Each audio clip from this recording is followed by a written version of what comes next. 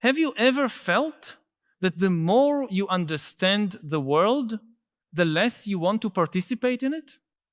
It's a strange feeling, almost paradoxical.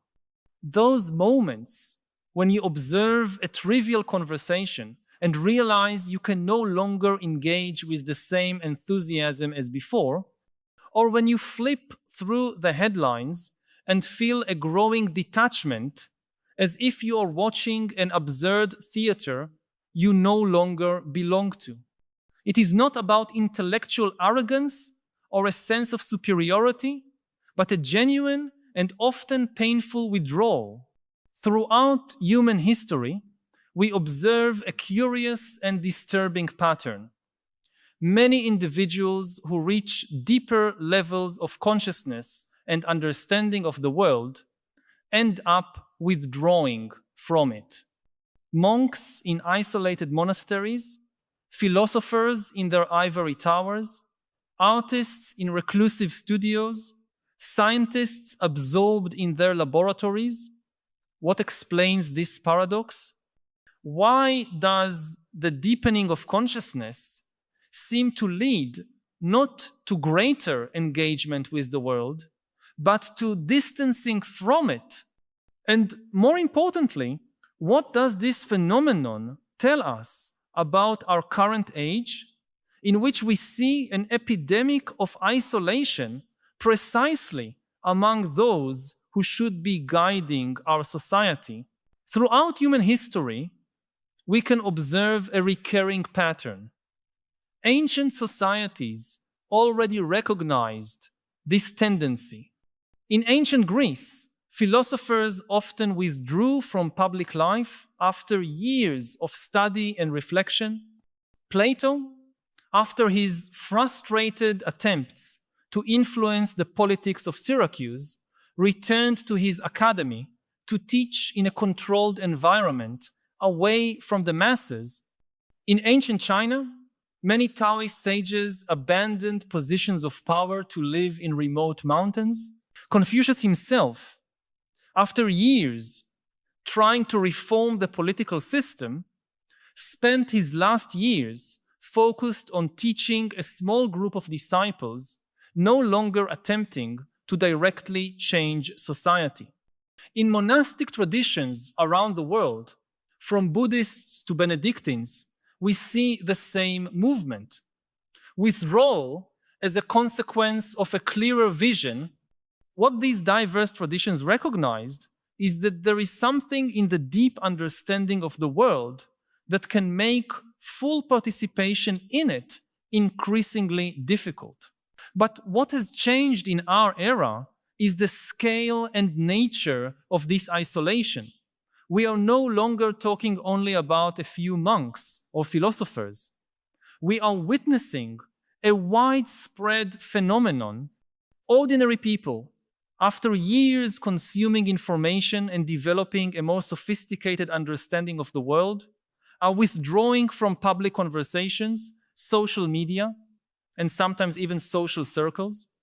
They don't necessarily move to caves or monasteries, but they create modern versions of these refuges, closed online communities, houses in remote places, or simply psychological distancing while superficially navigating the necessary social interactions.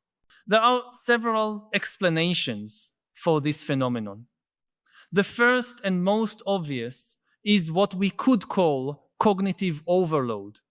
When you start to see the multiple layers of complexity in every issue, every conversation, every political decision, it becomes exhausting to participate in debates that you perceive to be based on excessive simplifications.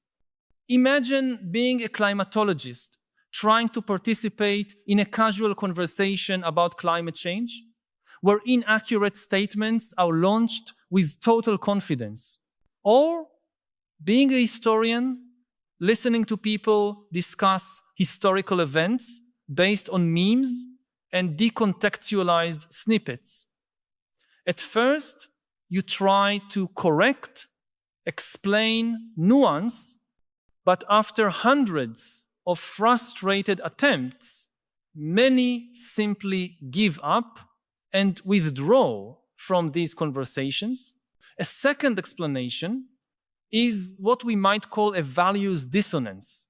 The more you reflect on what truly matters in human existence, the more you may feel alienated from a culture obsessed with status, consumption, and superficial entertainment.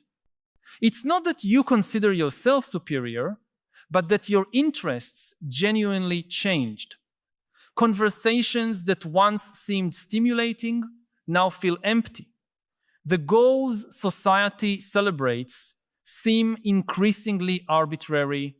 It is like waking up from a dream and realizing that everyone around you is still asleep and insists that you go back to sleep too. This feeling of being awake in a world of sleepwalkers can be deeply lonely. There is also the factor of speed. Our current culture operates at a frenetic pace that favors immediate reactions over careful reflection. Social media, news cycles, cultural trends, everything moves so fast that we barely have time to process one event before 10 others replace it. For a contemplative mind, this pace can be simply incompatible with its natural mode of functioning. It is like asking an artist who paints meticulously to produce a new artwork every hour. Eventually, many of these slower and deeper thinkers simply withdraw from the game, unable or unwilling to adapt to a pace they consider destructive to meaningful thought. What few discuss, however, is the darker aspect of this isolation, cognitive trauma. Seeing too much, understanding too much, can be genuinely traumatic. Think of the teenager who for the first time truly understands the scale of the climate crisis and feels the crushing weight of that reality. Or the young adult who begins to perceive the extent of structural injustice and feels simultaneously overwhelmed by the truth and powerless to change it. There is a specific kind of pain that comes with deep understanding of the world's problems, especially when that understanding is not accompanied by clear paths for meaningful action. In addition, there is what we could call epistemic isolation trauma. It is the experience of seeing something others do not see, understanding something others do not understand, and being unable to convey that understanding. Imagine trying to explain colors to someone who has never seen, or music to someone who has never heard. After multiple frustrated attempts, many simply give up. This isolation in understanding can be as painful as physical isolation, perhaps even more. The problem worsens when we consider the role of technology in our era. Modern technology gives us access to more information than we have ever had, allowing levels of understanding previously reserved for experts. At the same time, paradoxically, that same technology often simplifies, distorts, and accelerates public discourse in ways that make it nearly impossible to communicate complex ideas. The same platforms that allow us to learn about any subject also shape communication in ways that are hostile to nuance, context, and depth. This creates a vicious cycle. The more you learn and understand, the less adequate the tools available to communicate that understanding seem. I need to pause for a moment and ask you directly, which aspect of this cognitive isolation that we are discussing resonates most with your personal experience? Have you ever felt this sensation of seeing too much, of understanding too much, to the point of feeling that you no longer belong in the conversations around you? I know that many times we keep these experiences to ourselves, perhaps out of fear of seeming arrogant or alienated in a world that celebrates constant connection and uninterrupted participation. But your experience is valid and probably shared by more people than you imagine. Share in the comments, I feel this cognitive isolation when. Your voice can help create a space where we can honestly discuss these collective experiences instead of suppressing them. And perhaps by naming these sensations together, we can begin imagining ways to face them without sacrificing either our expanded consciousness or our human connection.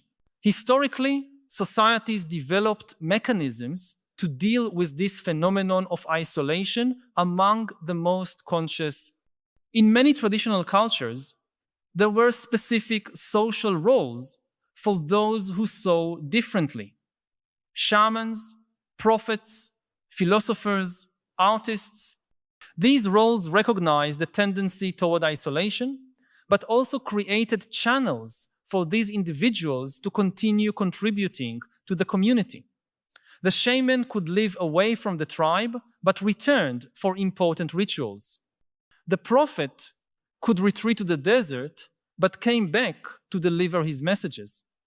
The philosopher could create his academy outside the city, but his teachings eventually informed civic life. What seems to have changed in our era is that we lost many of these cultural mechanisms. We no longer have clear rituals or social roles that allow both the distancing necessary for deep reflection and the periodic reintegration with the community. Instead, our modern institutions often force a binary choice: fully participate in the accelerated pace and simplifications of mainstream culture, or withdraw completely to the margins.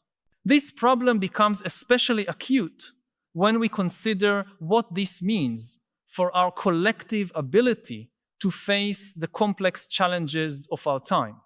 If those with the most nuanced and profound understandings of systemic problems are withdrawing from public conversation, who remains to guide our responses to these problems?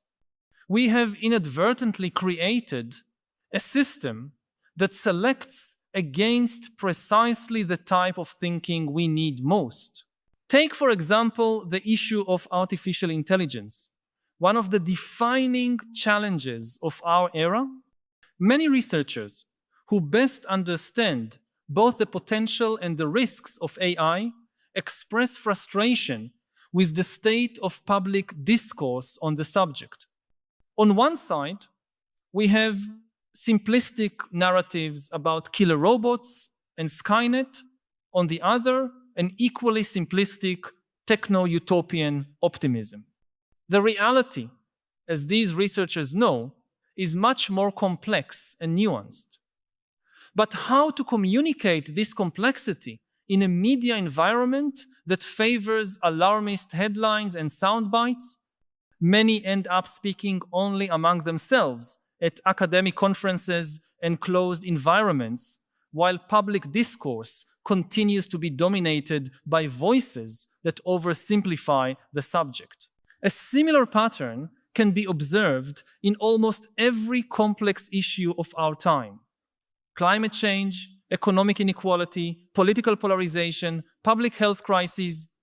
In each case, those with the most sophisticated understandings often feel alienated from public discourse and withdraw to more restricted spheres where they can communicate with others who share their level of understanding.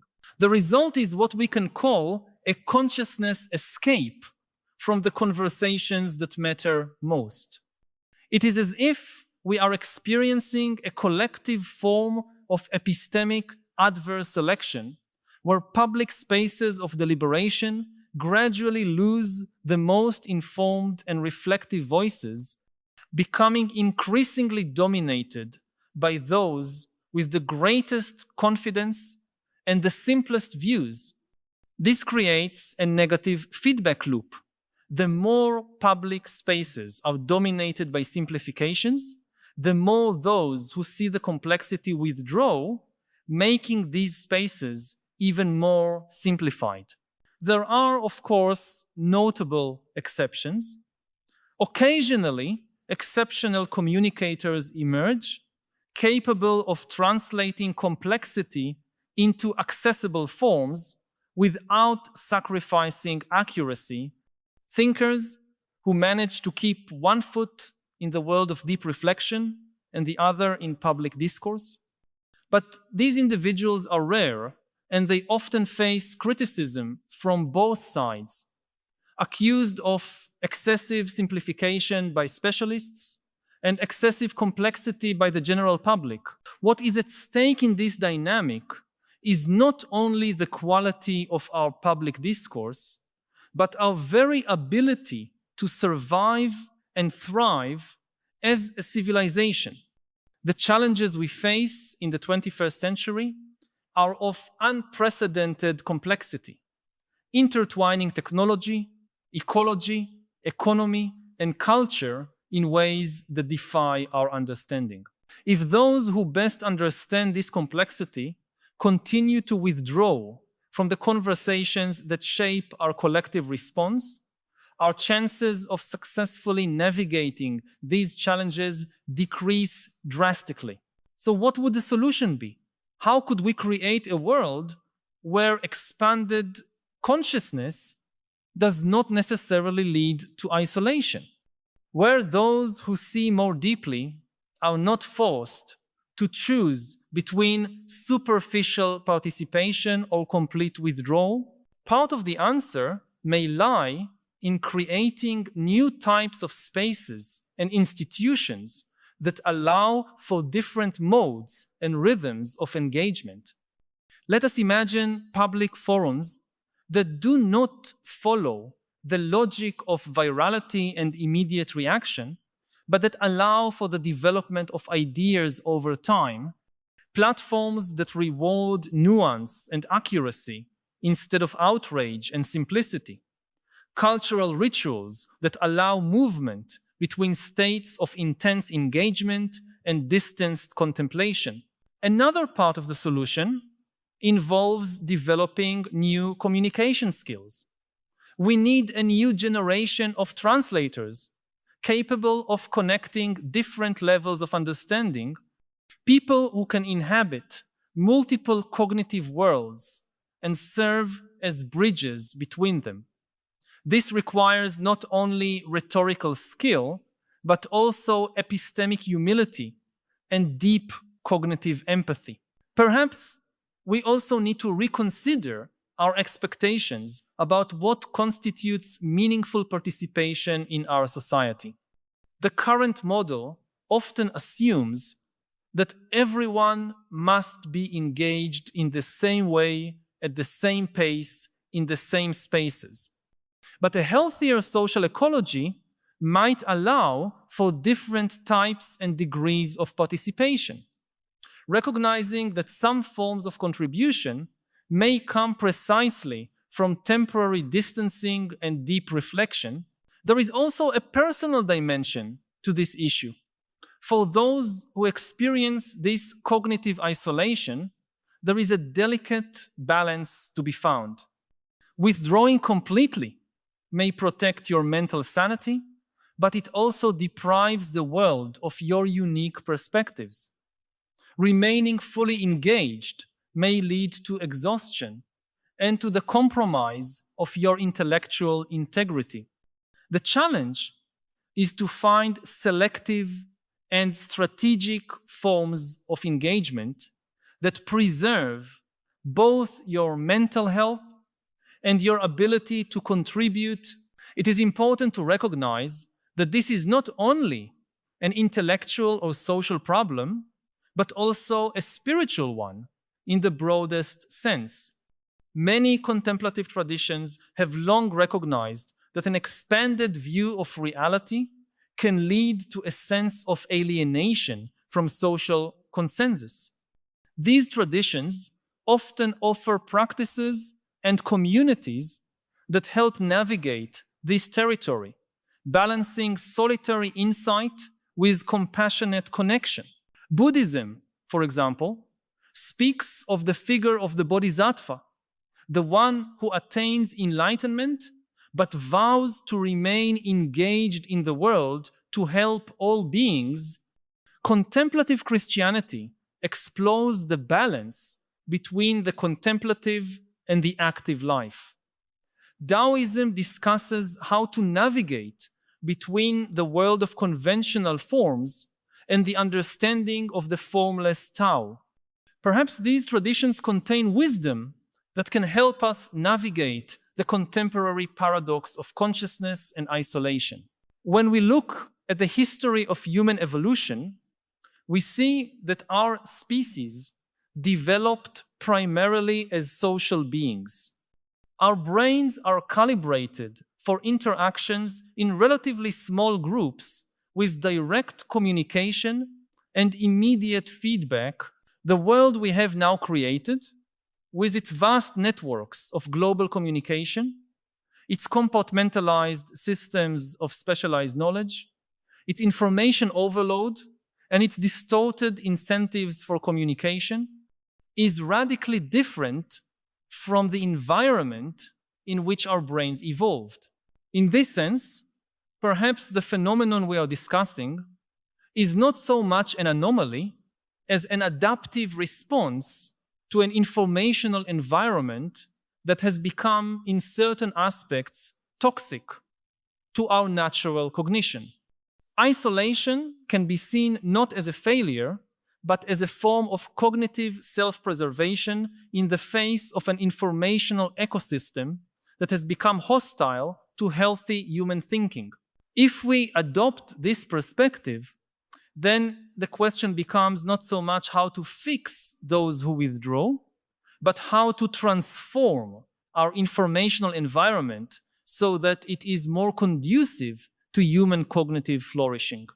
How to create spaces, technologies, and social norms that support depth and nuance of thought instead of eroding them. This is a question that goes far beyond conventional politics or institutional reform.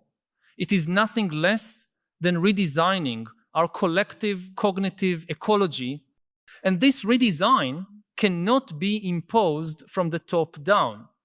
It will have to emerge organically from new practices, new tools, and new types of communities.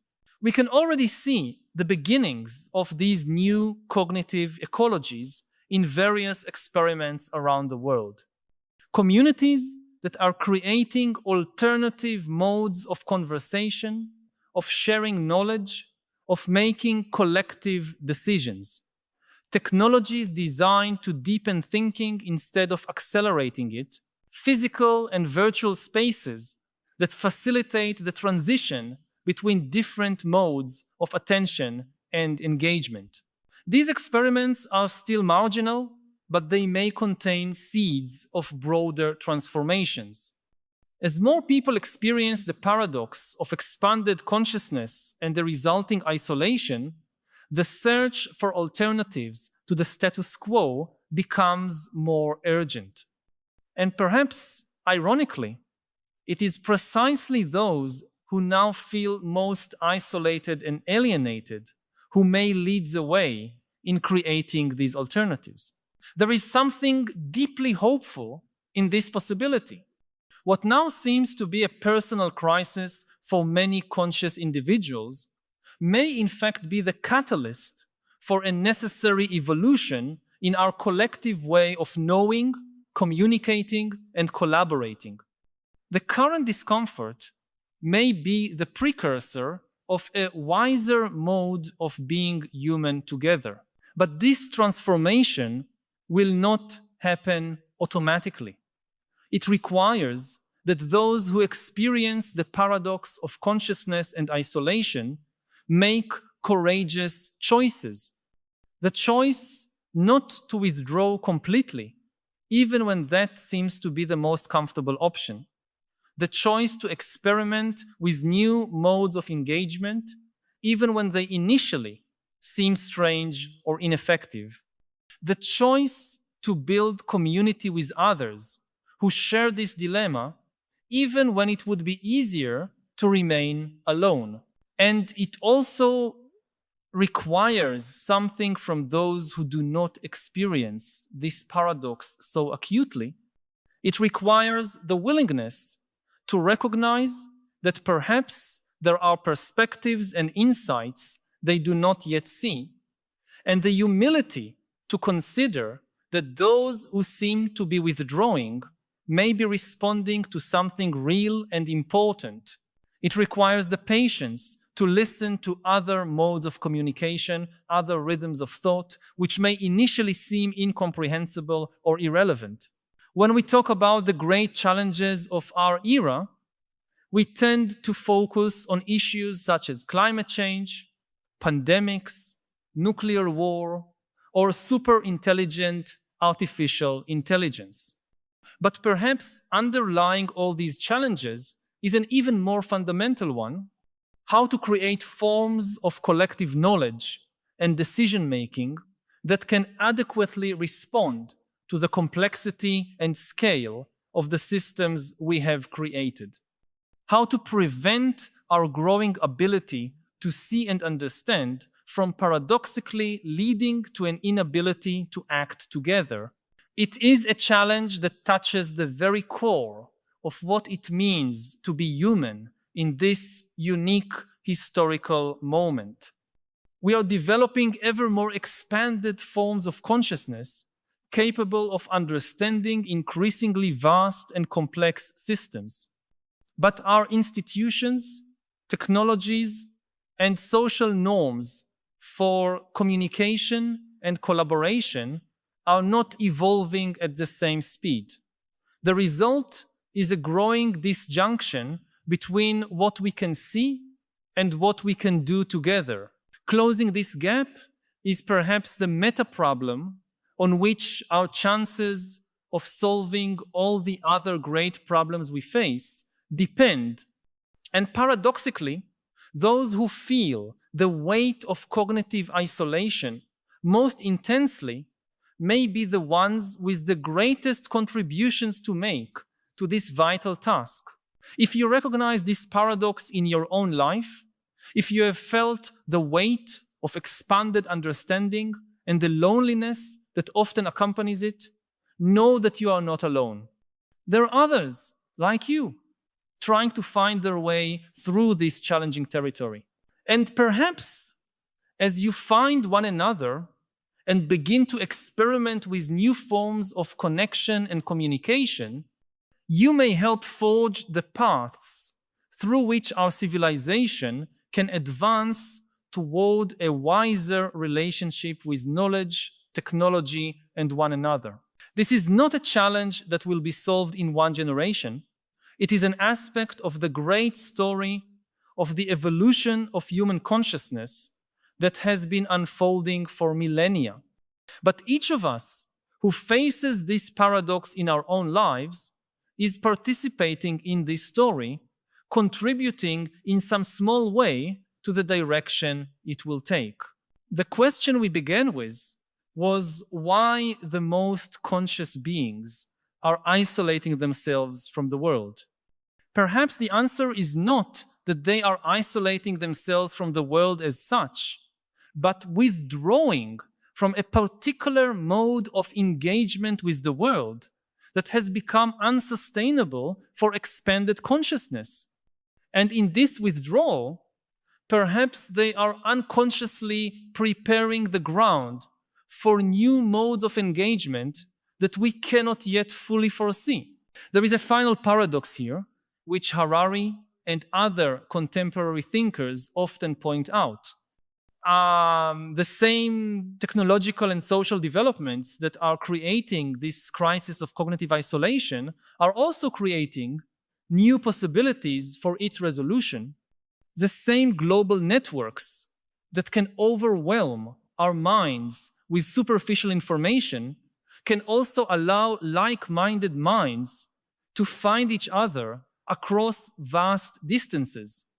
The same digital tools that fragment our attention can also be redesigned to support deeper thought and more meaningful collaboration. If these reflections have touched on something you have been feeling, but perhaps have not found words to express, know that you are not alone. By subscribing to the channel, you will connect with a growing community of people who share your concerns and your desire for a deeper understanding of the philosophical challenges of our time. Each week, we gather here to explore together the great questions that define our era and to seek not only understanding, but also wiser ways of living amid the transformations we are witnessing. This is not just a channel, but a space of dialogue and collective growth. Join us on this ongoing journey. Subscribe so that we can continue this essential conversation about how to live with more wisdom and purpose in a world that often leaves us disoriented and divided. The paradox of expanded consciousness and isolation has no easy solution, but perhaps it does not need to be solved so much as navigated with wisdom, courage, and compassion. And perhaps by navigating it together, we can discover not only how to remain connected despite our expanded consciousness, but how to create new types of connection precisely because of it. Deeper connections, more authentic connections, more conducive to human flourishing. Connections that do not require us to diminish our consciousness in order to belong, but that create belonging precisely through shared consciousness. It is a possibility worth working for, even without guarantees. And in the process of working for it, perhaps we can find an antidote to the isolation that so many of us feel. Not a return to a simpler belonging, but a movement forward into a new kind of community, a community of awakened minds, seeing clearly together and finding in that shared vision not isolation, but a new form of human connection.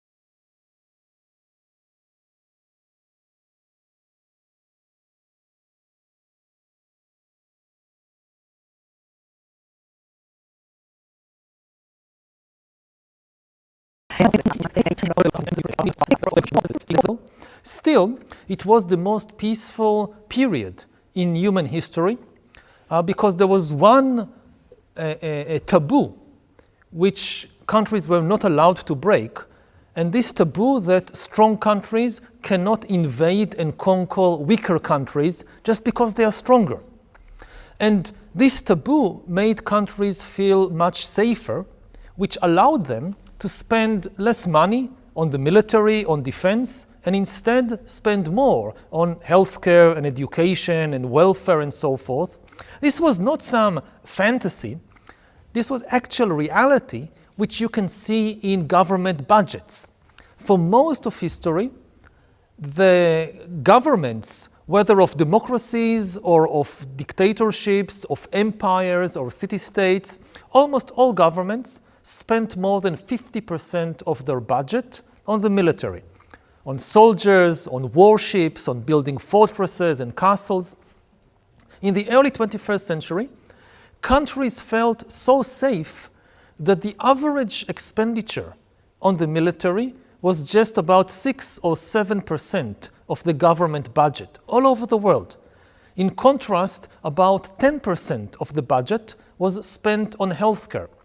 This was the first time in human history that governments spent more on healthcare, on nurses and doctors and hospitals, than they spent on the military, on soldiers and warships and fortresses. And unfortunately, this is now changing. With the Russian invasion of Ukraine, with the policies of the Trump administration, countries again feel insecure. They feel the only thing that protects us against invasion and conquest by a stronger country is if we have a bigger military. And countries in Europe, countries in East Asia and elsewhere, they suddenly feel that they cannot rely anymore on the international order. They cannot rely anymore on America. They have to increase their military budgets, build bigger armies. And of course, if everybody does it, you'll have an arms race, and the situation will just keep deteriorating. 歴史学者のハラリさんから見て、今この時代っていうのは過去の歴史のどんな時と似ているっていうふうに考えますか？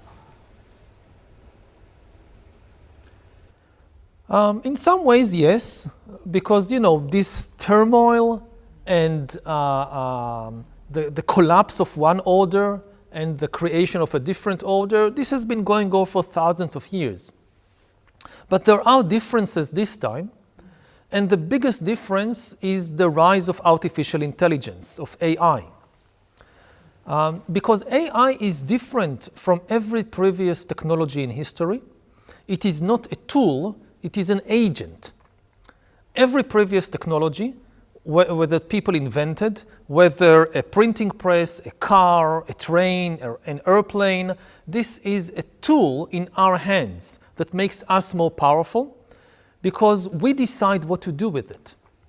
AI is an agent in the sense that it can make decisions by itself and it can invent new ideas by itself. So an AI weapon can decide by itself what to attack, and it can even invent new weapons and new military strategies. The big question of the present historical moment is what happens when we release millions upon millions of non-human agents, which in many ways are more intelligent than us, and give them the power to increasingly control our economy, the military, the media. We already saw it in the field of media, that power is shifting from humans to AIs. Previously, if you go back 50 years or 100 years, so the most important people in media are often the editors that decide what to broadcast. Or a newspaper editor decides what will be on the front page of the newspaper tomorrow, so millions of people will read it, and this is what they'll be thinking about, this is what they'll be discussing.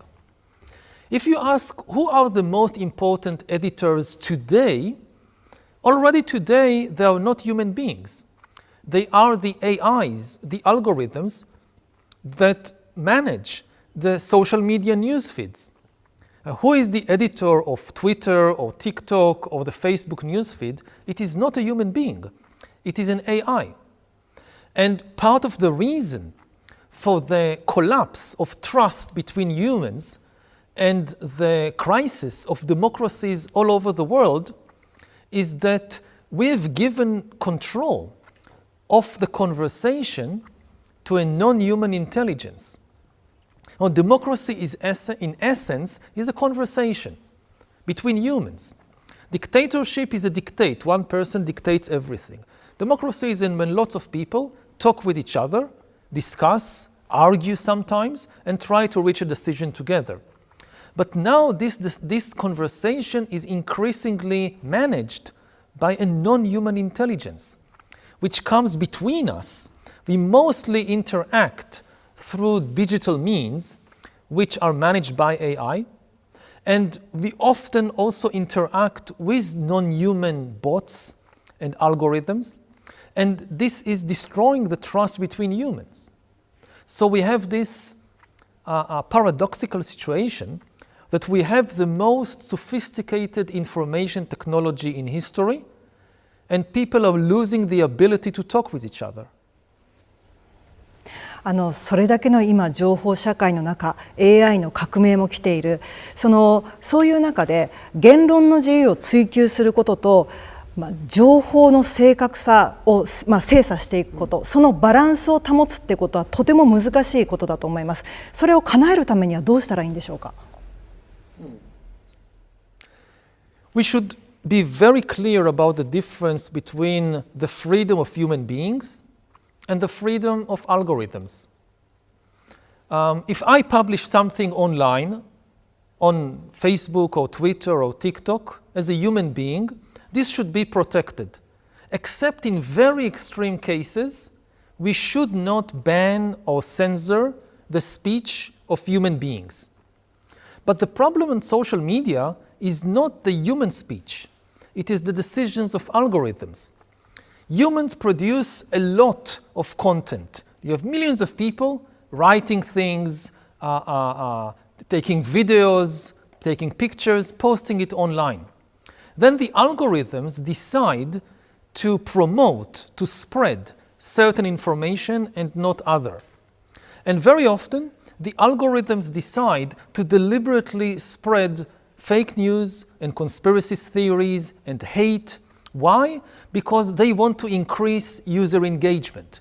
They want more people to spend more time on the platform because this is how the social media company makes money. And they discovered that hatred and anger and greed, they create engagement. If you want to keep people for longer on the platform, you spread anger. And this is not protected by freedom of speech because this is decisions of algorithms. When an algorithm decides that from all the different content that humans produce, it will promote some angry post, this is a decision of a non-human, and it is should not be protected by freedom of speech. Similarly, a lot of, again, the hatred and anger online is actually produced and spread by bots. You go online and you read something that makes you very angry, and you think you are reading the words of another human being, or you are seeing content produced by another human being, but actually it was produced by bots. And bots don't have freedom of speech. So again, we should be very careful not to censor human beings, but governments should ban bots and AIs from pretending to be human beings. If I go online, I need to know, am I talking with another human or am I talking with an AI? Similarly, governments should have regulations about the decisions that social media algorithms take. If the algorithms deliberately spread misinformation and fake news and conspiracy theories, this should be banned. Again, not the content produced by the humans, but the deliberate spread of certain content by the algorithms. 本の中でも眉の世界っていうのを表現されていると思います。その眉の世界から人間が冷静になり客観的になり、ちゃんとそういうものを制御できるようになるためにはどういうシステムだったりどういうことが必要なんですか？ So when the internet first came, the main metaphor that people had was the web. Like a single web that connects everybody. But now the main metaphor became the cocoon. Like different people are entrapped, encased inside a different information cocoon, and they see completely different realities, so they can no longer understand and communicate with each other. And this danger is only becoming worse because previously AIs could spread content produced by humans.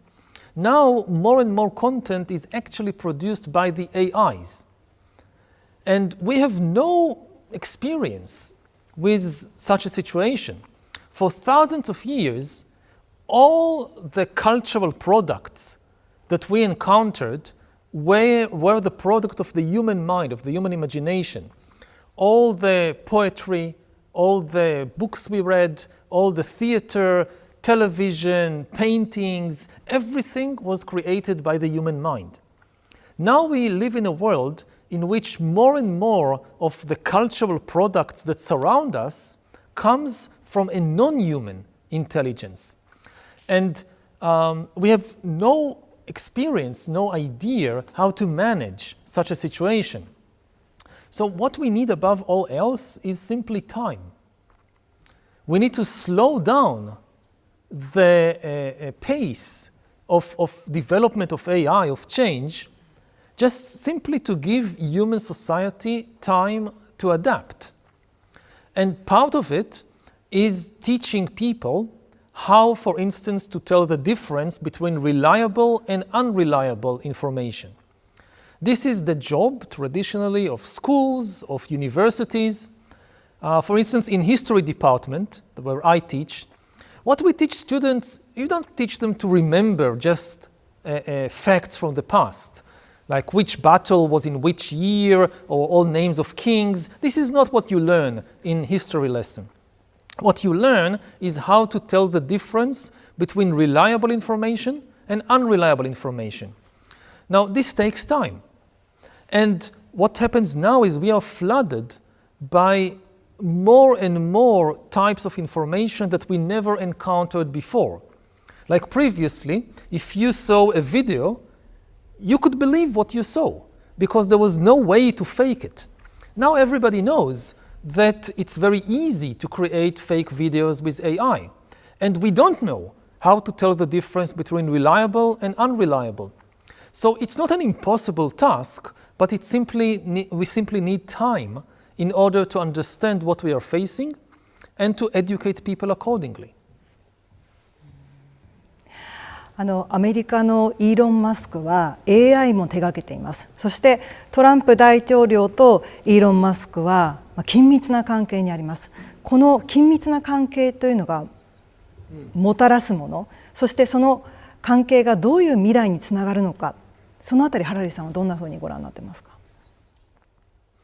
It's very difficult to predict. I don't know.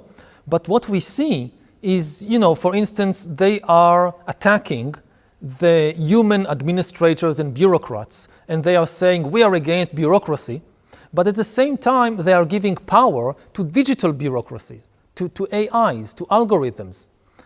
So we see a shift in power from human institutions and human officials to digital institutions and to AIs.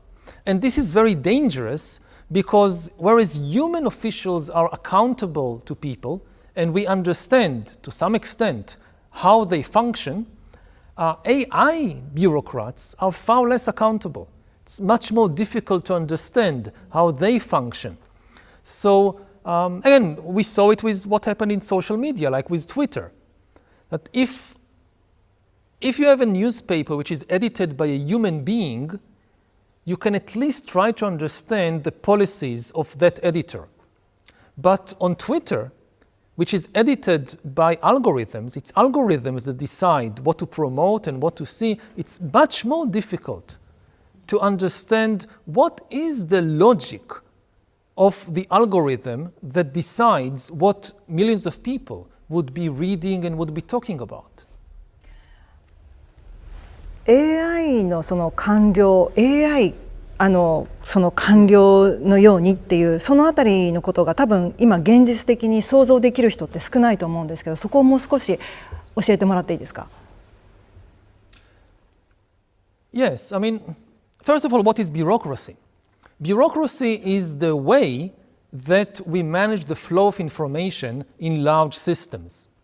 That all human societies are based on large systems, whether it's hospitals or armies or universities. And you have in each of these institutions people who manage the flow of information. For instance, in the Department of Treasury, people collect information on income and on taxes. And this is essential for the functioning of every institution. There is no institution that can exist without these bureaucrats. People sometimes tend to think, oh, bureaucracy is bad, but it's not. It's essential it's like the nerve cells of a body that connect. If you have, say, a hospital with all the doctors and nurses, so yes, the doctors and nurses, they take care of our health, they save our life, but there would be no hospital without the bureaucrats that collect money and pay salaries and also collect medical information and decide on protocols and policies and how many hours everybody would work. So this is the bureaucracy. Now, until today, all the bureaucrats were human beings. Now, increasingly, this job is being taken over by AIs. So, for instance, if you think about the power of a human lawyer, a lawyer is powerful only inside a bureaucratic system. If you take the best lawyer in Japan and drop her in the middle of the savannah, she has no power. She is less powerful than any monkey or any elephant or lion. But inside the bureaucracy, she might be one of the most powerful people in the country because she understands the flow of information, she knows the laws. Now, AI, no human being can know all the laws of a country. But AI can know all the laws of a country. It can remember everything. The same thing in the financial system. No human banker can follow all the ups and downs of all the trades in the stock exchange. But an AI can do that. So when we talk about power, the rise of AI, sometimes people imagine it like a Hollywood science fiction scenario of a robot rebellion, like the robots rebelling in the streets, going and shooting people. This is very unlikely to happen. The way that AI really gains power in the world is within the bureaucracies. So you go to a bank to ask for a loan, for a mortgage, it's not a human banker deciding whether to give you a loan, it's an AI that collects all the information about you and makes a decision. In the military, increasingly, it's not human intelligence officers that choose which targets to bomb. We saw in the recent war between Israel and Hamas and Israel and Hezbollah that increasingly it's AIs deciding which targets to bomb. You apply to a company to get a job, it's an AI deciding whether to give you a job. Even in the legal system, we see in many places that AIs are replacing judges in giving sentences to people, determining how, like if somebody is guilty of some crime, the AI determines what will be the punishment. So this is an AI bureaucracy. The tasks that were once performed by human lawyers and accountants and officials and judges are increasingly performed by AIs. ハラリさんはその政治の中では親密さっていうものが非常に強力な武器になるっていうことをおっしゃっています。で、昨今の AI はもう人間の相棒のように AI がいて、日々の中で AI に悩みを相談するみたいな人も出てきています。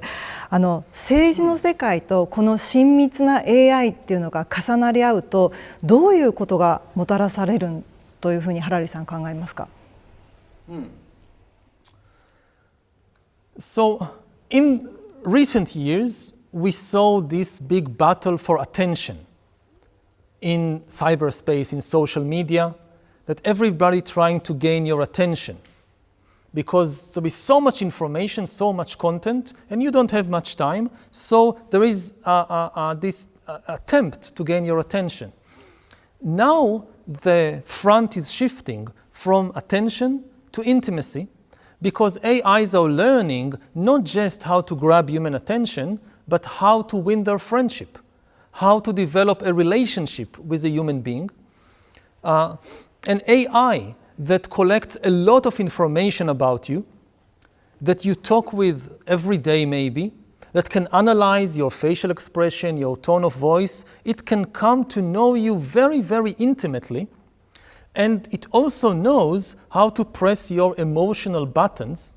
And we already see that humans are developing friendships and even romantic relationships with AIs. This has advantages in some situations, but it also has dangers. One danger is that then it can be used to manipulate people. If you want to convince people to change their political opinion, to vote for a particular party, to buy a particular product, if you gain their intimacy, this is the easiest way to do it. So maybe you have an AI friend, which you think is your friend, but is actually serving some big corporation or government, and in that way they can manipulate your views, your preferences much more easily than in the past. Another problem is that intimacy with AI or relationship with AI is really a fake relationship. It's not real intimacy, because real intimacy is not just for somebody to care about my feelings. I need to simultaneously care about their feelings. And AIs don't have any feelings, at least not now. I don't know what will happen in future. At present, they can simulate, they can fake feelings, but they don't really feel anything. You know, if an AI wins in a game, it doesn't feel happy. If it loses, it doesn't feel sad. So if humans become more and more involved in relationships with AIs, they will lose maybe the most important ability of human beings, which is to care about the feelings of others. And this is another reason why I think that it's very important for governments to have a clear law against fake humans, against counterfeiting humans. It's okay for AIs to interact with us on condition that they disclose that they are AIs. If you're interacting with somebody online and maybe they become your friend, you need to know whether this is an AI or whether this is a real human being. 民主主義国家にとってなんですけれども、 AI というのは後押しするものになるのか、 AI の革命は後押しになるのか、もしくは破滅に導いていくものなのか、どちらの恐れがあると思いますか？ It depends on the decisions we make. I talk a lot about the threats of AI, but obviously there is enormous positive potential as well. AI can help us create the best healthcare system in history, the best education system, with every child getting an AI tutor that can help them educate better. AI can help us deal with climate change. If you think about car accidents, so every year more than 1 million people die in car accidents. Most of them are caused by human error, like somebody falling asleep at the wheel or somebody drinking alcohol and driving. If we have self-driving vehicles and we give AIs to drive the vehicle, we could save more than 1 million lives every year. So there is a lot of positive potential. And the question is not how to stop the development of AI, but rather how to make it safe. And democracies, of course, should also continue to develop AI, because this would be the key to future economic prosperity and to future power. At the same time, they need to preserve their democratic values and institutions. And there are ways to do it. As I just mentioned, one of the most important things is to forbid AIs from pretending to be human beings. Democracy is a conversation between humans. To maintain the democratic conversation, we need to maintain trust in other humans. We need to know, are we talking with another human being, or are we being manipulated by a bot or by an AI? And this is a relatively easy regulation, an easy law to pass. The same way that countries forbid fake money, counterfeit money, they should also forbid counterfeit humans. 本の中ではその社会には自己修正メカニズムっていうのも非常に大切だというふうにハラリさんおっしゃってます。今アメリカなどではそのメディアですとか裁判所、その自己修正メカニズムが攻撃されることも起こっています。この現状っていうのをどんなふうにご覧になりますか？ This is a very big danger. Again, the big advantage of democracy over dictatorship is that democracies have self-correcting mechanisms. What does it mean? That within the system itself, within the country itself, there are mechanisms to identify and correct the mistakes of the country's own institutions, of the government. In a dictatorship, if a dictator makes a wrong decision, a bad policy, there is no way to identify and correct it, because the dictator controls the media, so the media would always say that the dictator is right. The courts are subject also to the dictatorship, so they will never rule against the government.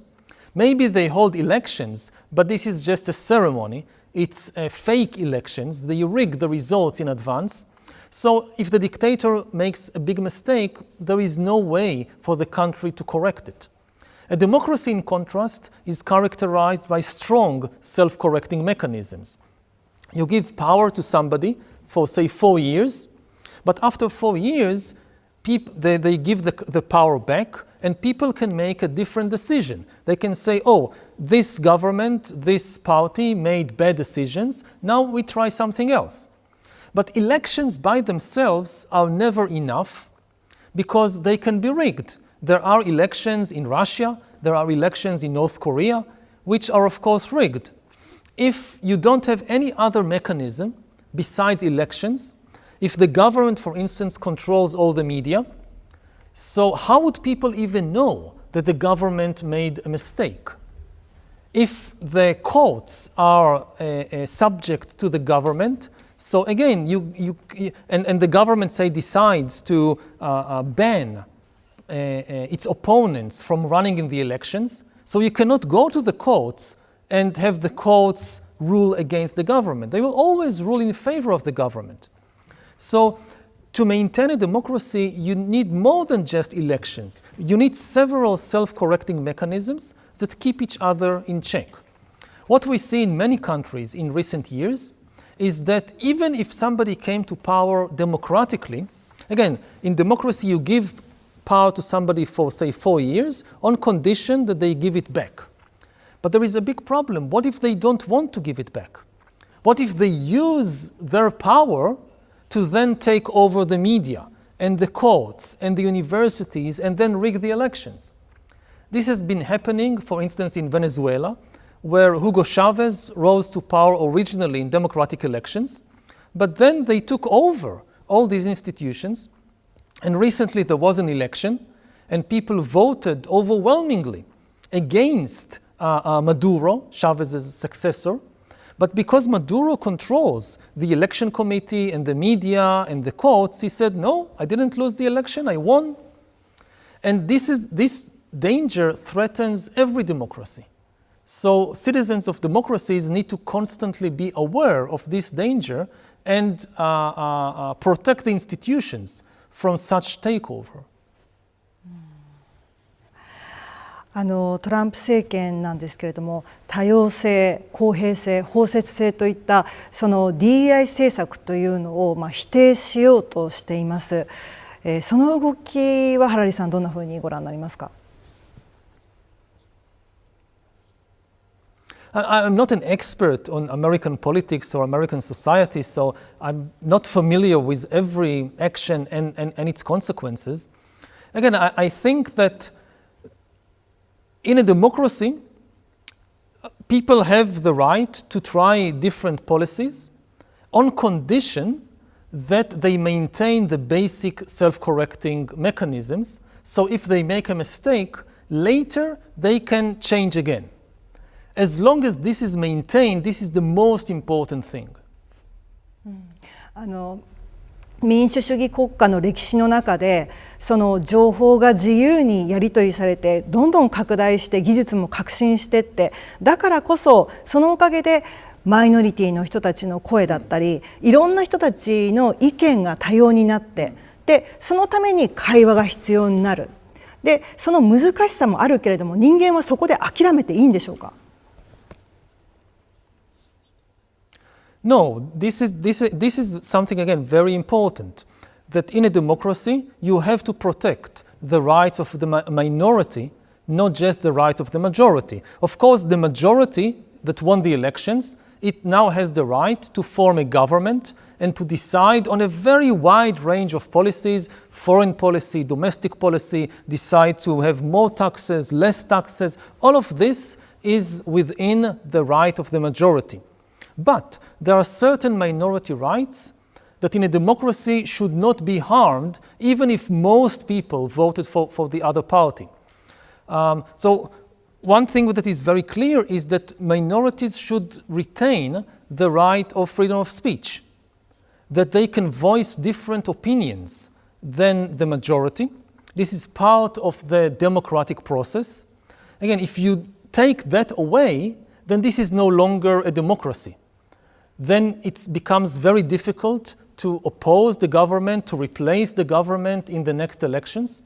Also, it is very clear that it undermines the scientific research, because in science very often you need to hear new opinions, new voices. This is where scientific breakthrough come from. Everybody agrees on a certain theory, on a certain view of the world. And then some people say, wait, we think maybe it could be different, and this is where scientific breakthrough always come from. So if you don't allow minorities to express their opinions, you stop the development of science. ただその本当に今情報があふれてもう洪水のようにある、そして民主主義国家もなんだか影が差し掛かっている、そういう時に分かりやすい情報ですとか、人々は分かりやすいものに飛びつこうとする、そういう流れが例えばポピュリストだったりポピュリズムみたいなものにつながるっていう恐れはあるんでしょうか？ There is, again, a general problem with information. Is that information is not truth. There are two very different things. Most information is actually fiction and fantasy and lies and errors. Why is fiction much more common than truth? For three reasons. First of all, the truth is costly, whereas fiction is very cheap. If you want to write a truthful account of anything, of history, of physics, of what happened today, you need to invest time and money and effort to collect evidence and analyze it and fact check it. This is a huge effort. It's very costly. Fiction, on the other hand, is very cheap. You just write anything you want. You don't need to make any effort.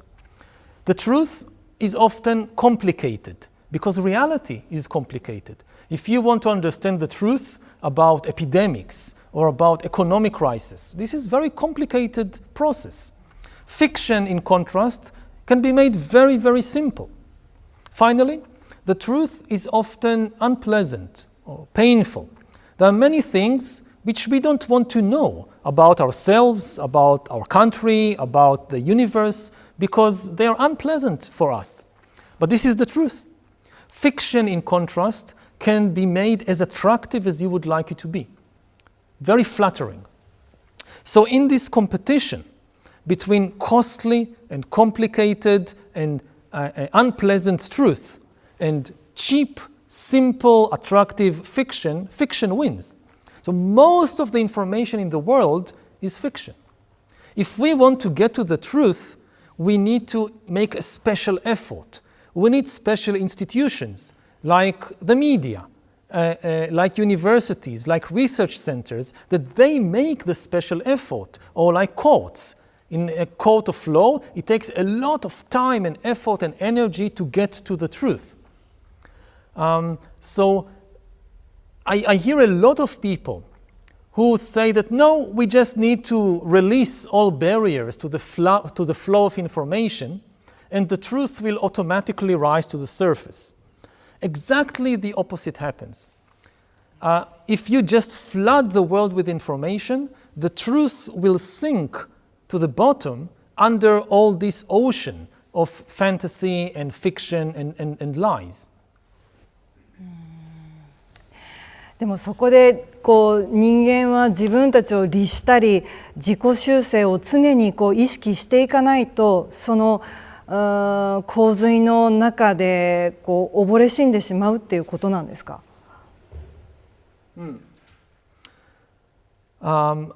We should remember that humans have faced similar problems for thousands of years, and we have developed mechanisms to deal with these problems. This is not the first time that we find ourselves in this situation. And what you see over thousands of years, that humans actually learned how to communicate and trust each other more and more. 100,000 years ago, humans lived in tiny bands of a few dozen individuals, and they could not trust anybody outside their band. Over thousands of years, we have developed mechanisms that allow millions and even billions of people to communicate, to agree on certain facts, to accept certain laws. And we now have nations like Japan with more than 100 million citizens, and we have a global trade network connecting more than 8 billion people on the planet. And even though we don't know most of the other people, like in Japan, maybe you know 100 people, maybe you know 1,000 people. You don't know 99% of the other citizens. Nevertheless, you can trust them and you cooperate on so many things. And people also trust foreigners outside their country. Much of the food that we eat, the clothes we wear, the medicine that protect our life from disease, it is invented and produced by foreigners on the other side of the world. So humans have a very impressive capacity to develop trust and to agree on facts and on common rules and laws. What is happening right now is that we have a new information technology that undermines all the mechanisms that we have developed over thousands of years. Because over thousands of years, all of these human interactions and communications, they were done between one human and another human. Now, in most of the interactions between people, you have a computer in the middle. Most human interactions in the world, even today, is done through computers and smartphones with the mediation of algorithms and AIs and bots. And we don't have any experience in how to build trust, in how to communicate effectively in such a situation. For that, we need time to adapt to the new condition.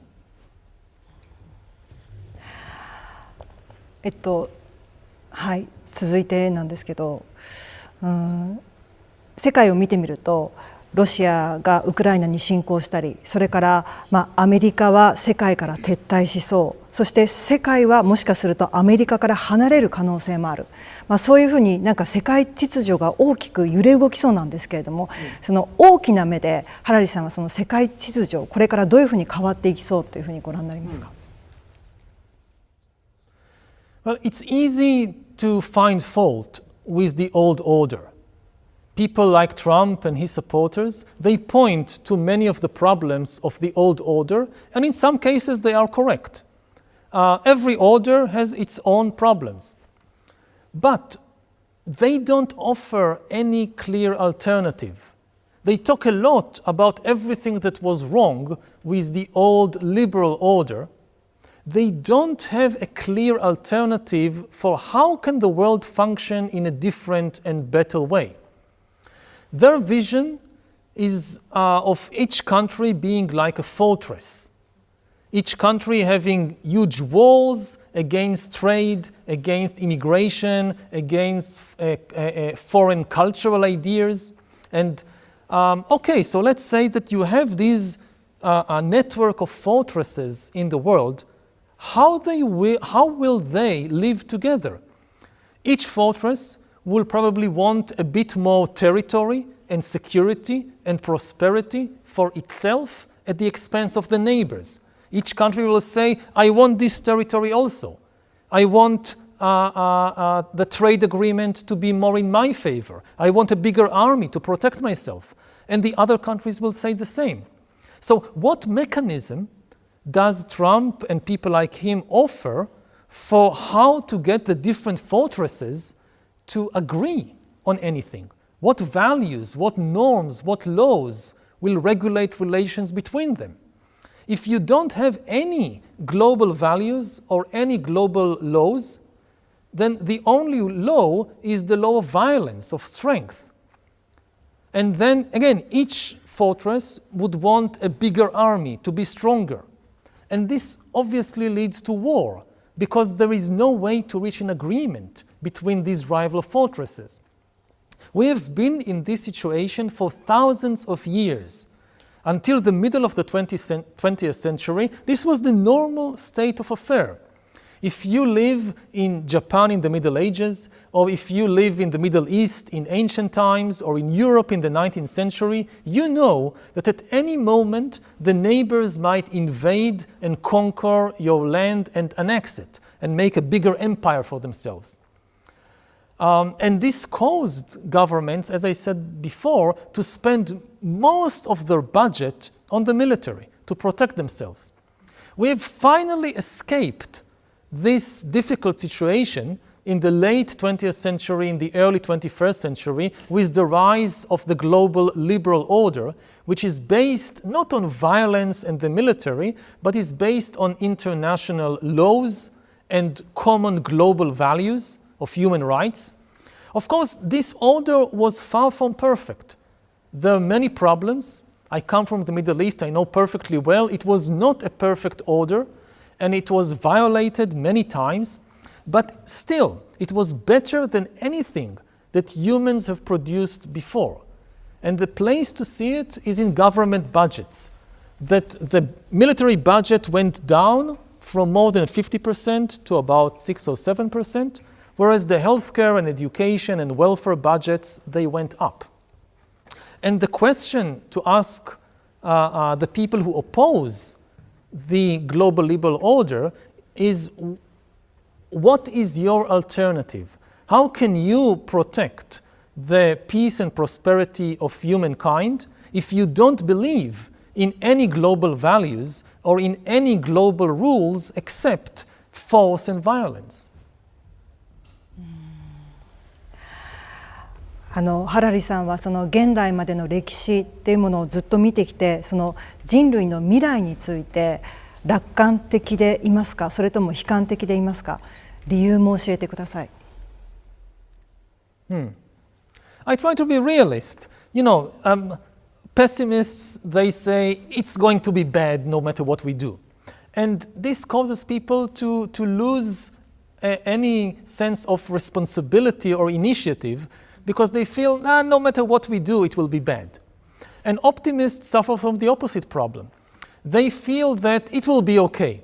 No matter what we do, it will be okay. So this, again, doesn't make people feel responsible.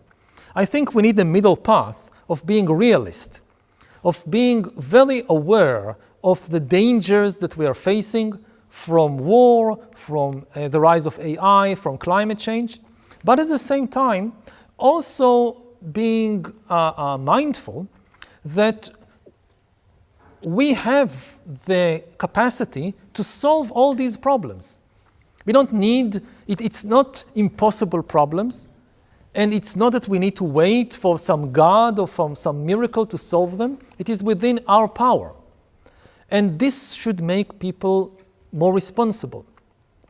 And this is true of each one of the big problems we face. Again, if you look at climate change, for instance, humanity has the scientific knowledge and it has the economic resources necessary to prevent catastrophic climate change. Do we actually do that? I hope so, but I don't know. So realism is acknowledging the danger, but also acknowledging our ability to overcome the danger, and then taking responsible decisions to prevent the bad outcomes. Similarly, if you look at AI, I don't think that AI is an impossible problem. What I see when I talk to the people that lead the AI revolution is a paradox of trust. When I ask them about the dangers of AI and about why they are moving so quickly, so almost everybody tells me that yes, we are aware of the dangers, we know it would be safer to move more slowly, to invest more in safety, but we cannot slow down because we cannot trust the other humans. If we slow down, but the other company or the other country doesn't slow down, they will win the AI race and they will dominate the world. And we cannot trust them, so we must move faster. And you talk with their competitors, they say the same thing. So because humans cannot trust each other, they move faster and faster. Then I ask them the second question. Okay, you can't trust the other humans, so you are racing ahead. Do you think you will be able to trust the super intelligent AIs that you're developing? And they answer, yes, we think we'll be able to trust the AIs. And this is such a paradox. Why is it that you distrust other humans so much, but you have such confidence in AIs? The strange thing is, we have thousands of years of experience with other humans. We know that humans sometimes lie. We know that humans crave power, but we also have mechanisms for building trust with them. With AIs, we have no experience. We have no idea what kind of lies and tricks and goals AIs might develop. We have no idea what happens when you release millions of super intelligent AIs into the world. So I hope that instead of focusing all our energy and resources on just building more and more intelligent AIs, we will first of all build more trust with other humans. If we can regain trust between humans, then it will be easy to develop AI in a safe way. 人間同士の信頼を構築するっていうのはもしかするとすごく難しい、簡単なようで難しいことなような気もします。この間アメリカのそれこそトランプ大統領とゼレンスキー大統領が、口論をしました。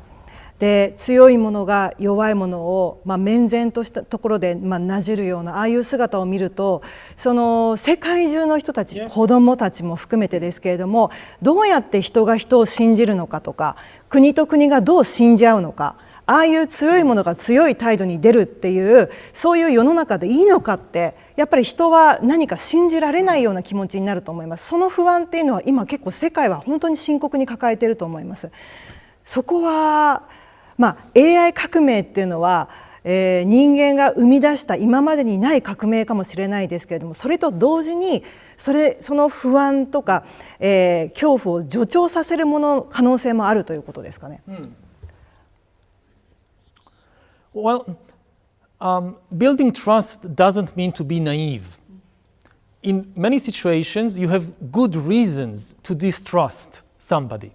When President Zelensky says, I don't trust the Russians, or what if we sign an agreement and 2 years later Russia invades again and tries to conquer Ukraine? Zelensky has very good reasons to distrust Putin and to distrust the Russians, because they've already done some terrible things, and they have said openly that they aim to conquer the whole of Ukraine. So I'm not saying to have blind trust, but in many situations, when you don't have clear evidence that somebody is plotting against you, until somebody does something against you, I think you should give them the benefit of the doubt. What happens today very often is that somebody says something or somebody does something which can be interpreted in several different ways, and people immediately go for the worst interpretation possible. And I think that to build trust, first of all, we need to be more generous and charitable in our attitude to other people. As long as they didn't do something which very clearly indicates their bad intentions, we should not immediately assume that they have bad intentions.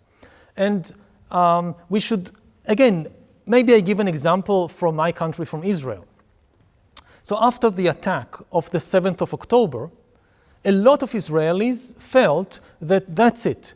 You can never trust the Arabs anymore. We have no faith in any possibility of peace. Look what they did. But you can look at the events of the 7th of October from a different perspective, which actually can give you some hope and some trust in other people. Think about all the things that didn't happen on the 7th of October. Yes, Hamas attacked Israel in a very cruel way, but Hamas had no peace agreement with Israel. There was war between Hamas and Israel, so it's not such a big surprise that Hamas attacked Israel. At the same time, Egypt, which had a peace agreement with Israel, the peace agreement was maintained. Egypt did not attack Israel. Jordan had a peace agreement with Israel, and the peace agreement also was maintained. Jordan did not attack Israel. The Palestinian Authority, which had various also agreements with Israel, did not attack Israel. The Arab citizens of Israel, out of 10 million Israelis or so, about 2 million, more than 2 million are Arabs. Hamas wanted them to attack their Jewish neighbors. They didn't attack their Jewish neighbors. Actually, many Arab Israelis came to help their Jewish neighbors on the 7th of October and afterwards. So you can look at this terrible thing that happened and actually reach an opposite conclusion from you can't trust Arabs. You can reach the conclusion that, look, all the people that Israel had agreements with maintained the trust. So the conclusion should be we need more agreements because the agreements actually work. This is just an example of how in a different mindset you can look at the same situation and develop distrust, or you can look at it and develop more trust in people. And it doesn't always work. We should be realistic. We shouldn't be naive. Sometimes you put your trust in somebody and they break it.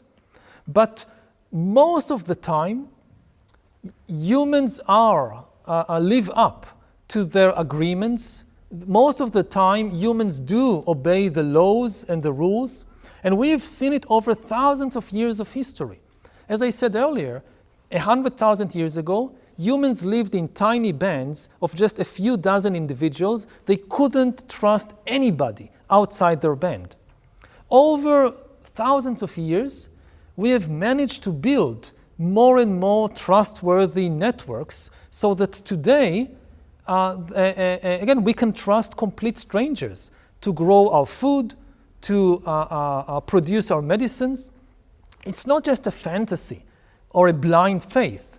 It's actually the main direction of history is for more trust between humans. And this is something that we should reflect on. You know, too many people, they read history and they focus on all the crimes and injustices of the past, and as a result, they feel very anxious about the present.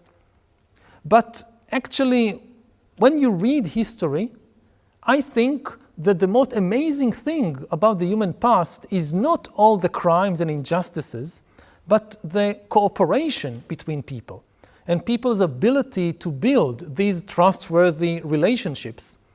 And maybe one last thought on that is that this is true not just of history, also of biology. To survive, you need fear and you need anxiety to some extent, because fear protects you from outside danger. But no animal can survive only on fear. Trust is more important than fear. Every time you take something from the outside and put it inside yourself, it's a small gesture of trust in the universe. Every time we breathe, if you think that, everything outside me is dangerous, I don't want to bring anything from outside inside myself, so you close your mouth and you close your nose and you die within 1 minute because you cannot survive. Every time we breathe, we show a little trust in the universe. We take air from outside in, and this gives us life. And it is the same all the way, to entire countries and entire nations, that if you look at what makes your life possible, much of it came from outside the country. Not just, food. If you think about, people like to eat chocolate. Chocolate was originally domesticated in South America. It came from outside. If you like your chocolate sweet, so sugar was domesticated for the first time in New Guinea. So you have to be thankful for the people of New Guinea who domesticated it. If you think about technology, so much of it came from outside. Even religion. All the Christians in the world, Christianity originated in the Middle East. Buddhism originated in India. If you think about your life and you think, I only want to use the food, the ideas, the inventions of my country, then your life will be very, very poor, if not impossible. 最後になんですけれども、今までのその人間の歴史を振り返ってみても、今この AI そして情報社会のこの革命っていうのは本当今までに例がないものだと思います。本当に新しいもので、なかなか過去から学ぶっていうこともできないと思います。でもその AI を発明したのも人間だけれども、でももしかしたらその AI が、人間の人知を超えたコントロールが本当に難しいものになるかもしれない、そんな中で人間が一番大切に、していかなければいけないってことを最後に教えてください。AI is something that is unprecedented because it's, as I said in the beginning, it's not a tool, it is an agent. It can make decisions by itself, it can invent new ideas by itself, and it will soon be more intelligent than us in most fields. Even today, in narrow fields, AI is more intelligent. In 10 years or 20 years, AI will probably be more intelligent in all fields. It will be better doctor, better banker, better soldier than us. So we need to appreciate what makes humans valuable other than intelligence. And there is something that makes humans valuable, which is more important than intelligence, and this is consciousness. Intelligence is the ability to solve problems and to attain goals. Like you play chess, you want to win the game. You need intelligence for that. Consciousness is the ability to feel things like pain and pleasure and love and hate. People tend to confuse the two because in humans and also in other animals, intelligence and consciousness go together. We adopt goals in life and we solve problems based on our feelings. So it's difficult for us to see the difference between intelligence and consciousness. But AI, at least so far, has very high intelligence but zero consciousness. As far as we know, AI doesn't feel anything. It can pretend to feel things. It can fool us. It can make us imagine that it has feelings. But as far as we know, it has no feelings. If it wins a game of chess, it doesn't feel happy. If it loses, it doesn't feel sad. And what is ultimately important about life is not intelligence, it's consciousness. It's pain and pleasure, it's suffering and happiness. This is what is really important about life. This is what ethics is all about. So yes, we can use AI to reduce misery, to increase happiness, but ultimately what is really important is the feelings of humans and of other animals. Maybe in the future, AIs will also develop feelings, will also develop consciousness. We don't know. The biggest mystery in science is still the mystery of consciousness. We don't understand how the interaction between billions of neurons in the mind, in the brain, how does this produce a feeling of love or a feeling of pain? We don't know. So because of that, we also don't know whether you can do the same thing in computers, in AIs. Maybe we'll find out in the future. And if it happens, then AIs will also be conscious beings, and we will have to think very carefully about our relationships with them. But until that moment, it should be very clear that what is important is consciousness more than intelligence. And this is why what is important is the human beings who can feel pain and love, and not the super intelligent AIs. 最後に、もう人間はやっぱり意識を持ってるってことが本当大事なんだなと思いました。やっぱり生身の体も大事ですよね。AI がどれだけ進化しても生身の体も大事ですよね。Yes, again, so far we are familiar with consciousness, with feelings, only in bodies. And there is so much attention given to intelligence, but ultimately human beings are embodied beings. We cannot exist without a body. The brain is just one part of the body, and we are the whole body. And again, this is another big difference between us and AIs, that so far AIs have no bodies. They are just programs, they are just software in computers. And I think that also in education systems, we need to give more importance because of that to the body and to feelings and consciousness, and not focus only on the development of intellect, because if the whole focus is just on developing intellect, we are bound to lose to the AIs. Hi, everybody.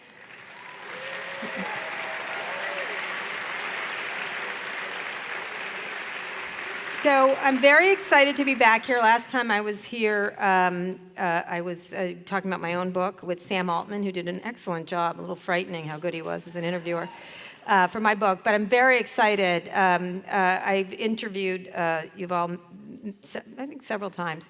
But I'm super excited that he wrote a book about AI, really, but it's actually about the history of information, because he's a historian by trade. And so I'm super excited to talk about that. I'm thrilled you're all here. You missed the vice presidential debate. It's probably a good thing. This is much more interesting. And we won't be talking about eating dogs, so that's good. We're already way ahead. And I'm very excited. He needs no introduction. What an amazing man, what an amazing author. And this book is sure to be another bestseller. Yuval, come out, Yuval Harari.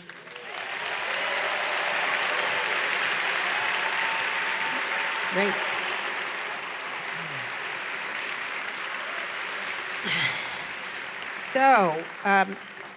So we have a lot of questions, and then we'll get to questions from the audience at the end. We can't see you very well right now, so apologies if I don't, but we will bring up the lights when you ask questions. But I've got a bunch of them. This is actually going to be put on with Kara Swisher on the podcast. It should be really interesting and a great discussion. So welcome to City Arts and Lectures. It's great to see you again, and thanks for joining me.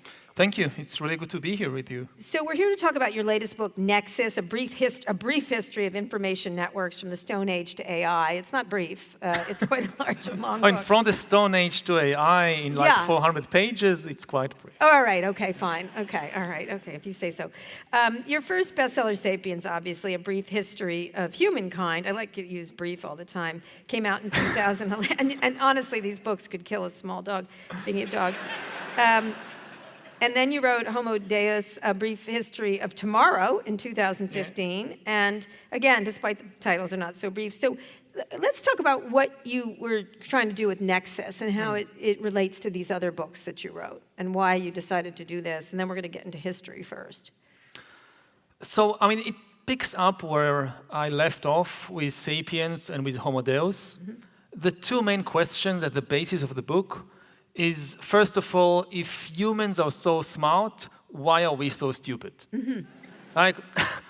We've managed to take over this planet, to reach the moon, to split the atom, to decipher DNA, and here we are on the verge of destroying ourselves and much of the ecological system with us in several different ways. Could be ecological collapse, could be nuclear war, could be the rise of AI. Mm-hmm. So what's wrong with us? Mm-hmm.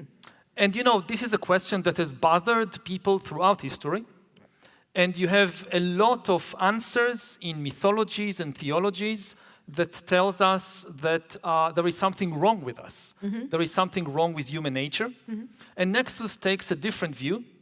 The problem is not in our nature. The problem is in our information. Mm-hmm. If you give good people bad information, they will make bad decisions. Right. And self-destructive decisions. And then the book goes on to explore the long-term history of information. Why isn't information getting better? Mm-hmm. You would have expected that correct. Over thousands of years, our information will get better, and it really doesn't. Large-scale modern societies are as susceptible to mass delusion and really insanity, like mass insanity, as Stone Age tribes. If you think about the 20th century with Stalinism and Nazism, far more powerful, of course, than Stone Age tribes, a lot more sophisticated information technology, but still can be extremely delusional.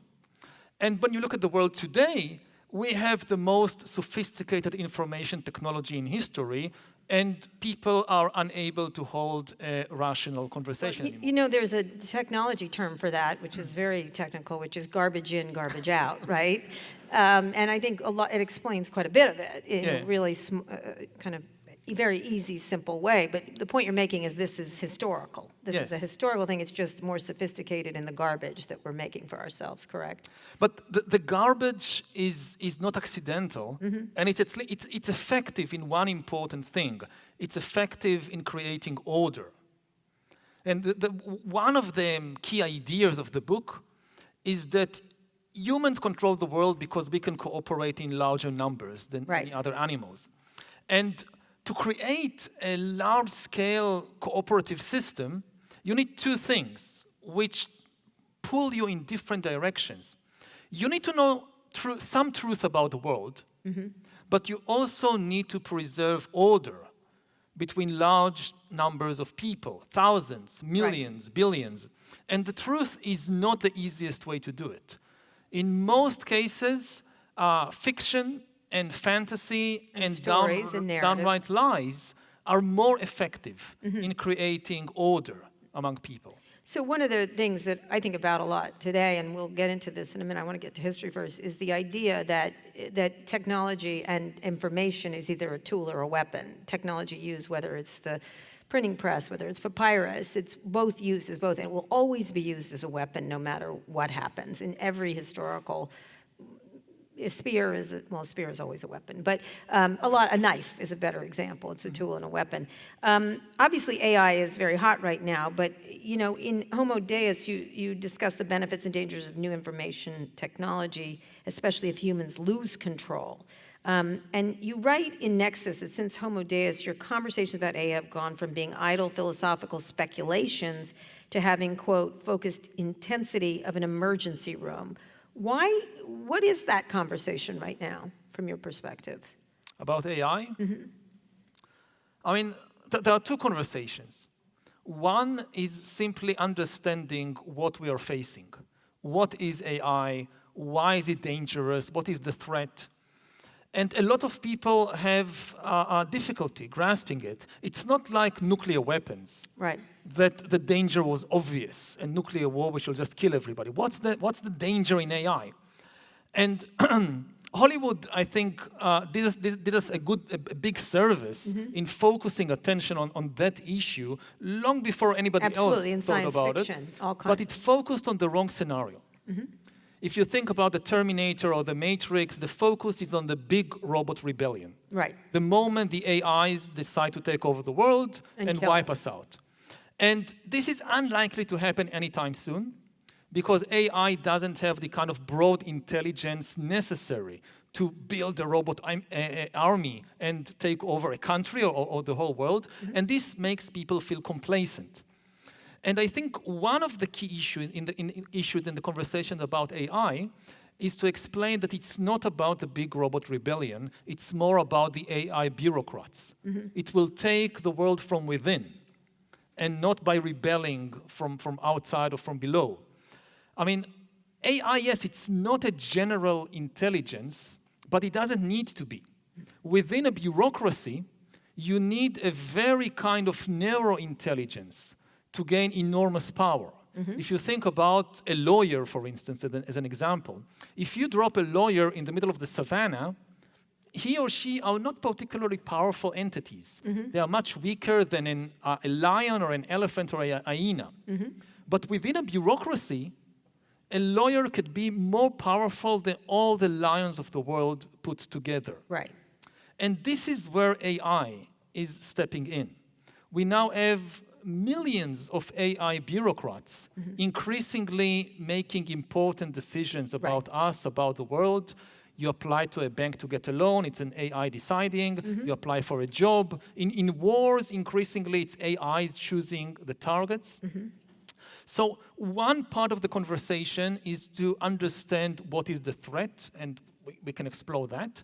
The other part of the conversation is, of course, what to do about it.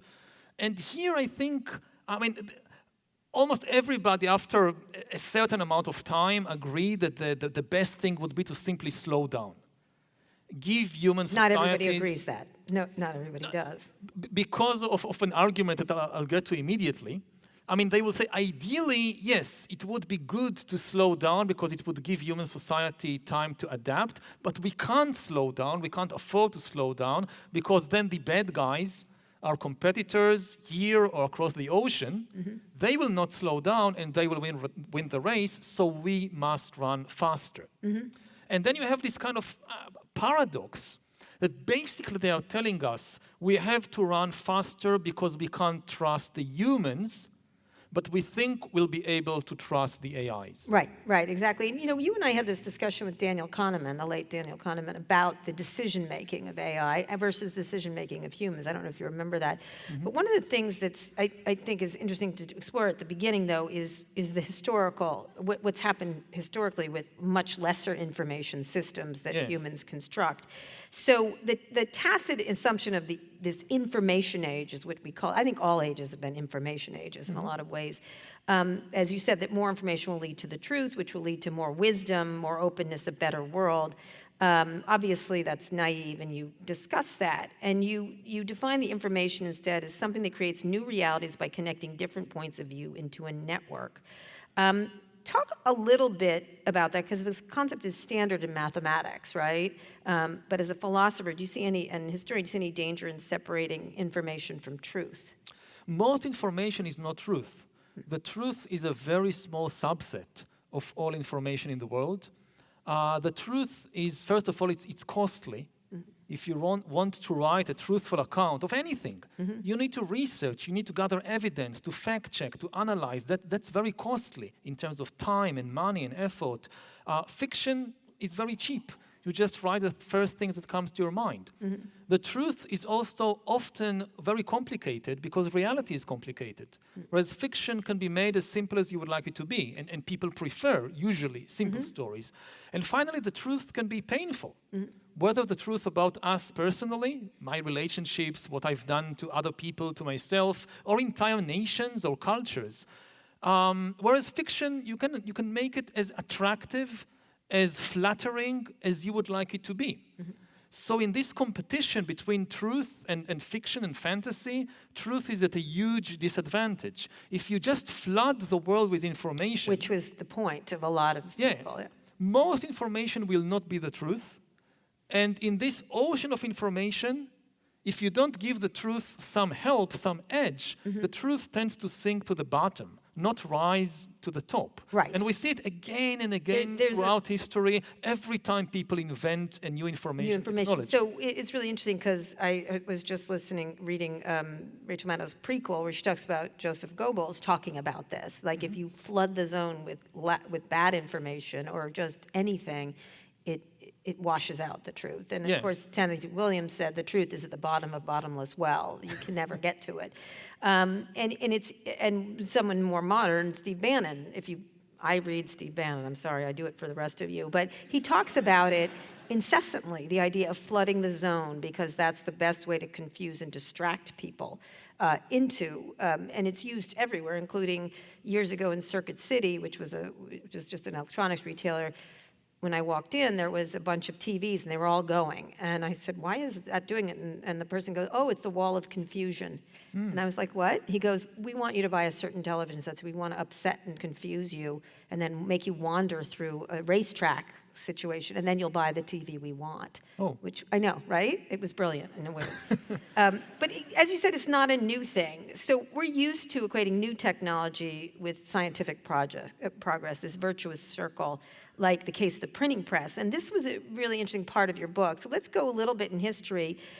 You noted that when the Gutenberg press was invented, instead of science, such as Copernicus's On the Revolutions of the Heavenly Spheres, one of the founding documents of science, of the scientific tradition, you wrote the real bestseller of the 15th century was a book called The Hammer of Witches. Yeah. Talk a little about The Hammer of Witches. Okay. It was a bestseller. Huge bestseller. Yeah. Huge bestseller. So basically, especially in a place like this, in San Francisco and Silicon Valley, you talk with people about information, they will eventually reach out to history to give you some historical analogies. And they will tell you something like the same way that the printing press caused the scientific revolution, so what we are doing will create a new scientific revolution. Right. And the thing is, the printing press did not cause the scientific revolution. No. You have about 200 years from the time that Gutenberg brings print technology to Europe in the middle of the 15th century until the flowering of the scientific revolution with Newton and Leibniz and all these people in the middle of the 17th century. During these 200 years, you have the worst wave of wars of religion in European history. Because of the printing.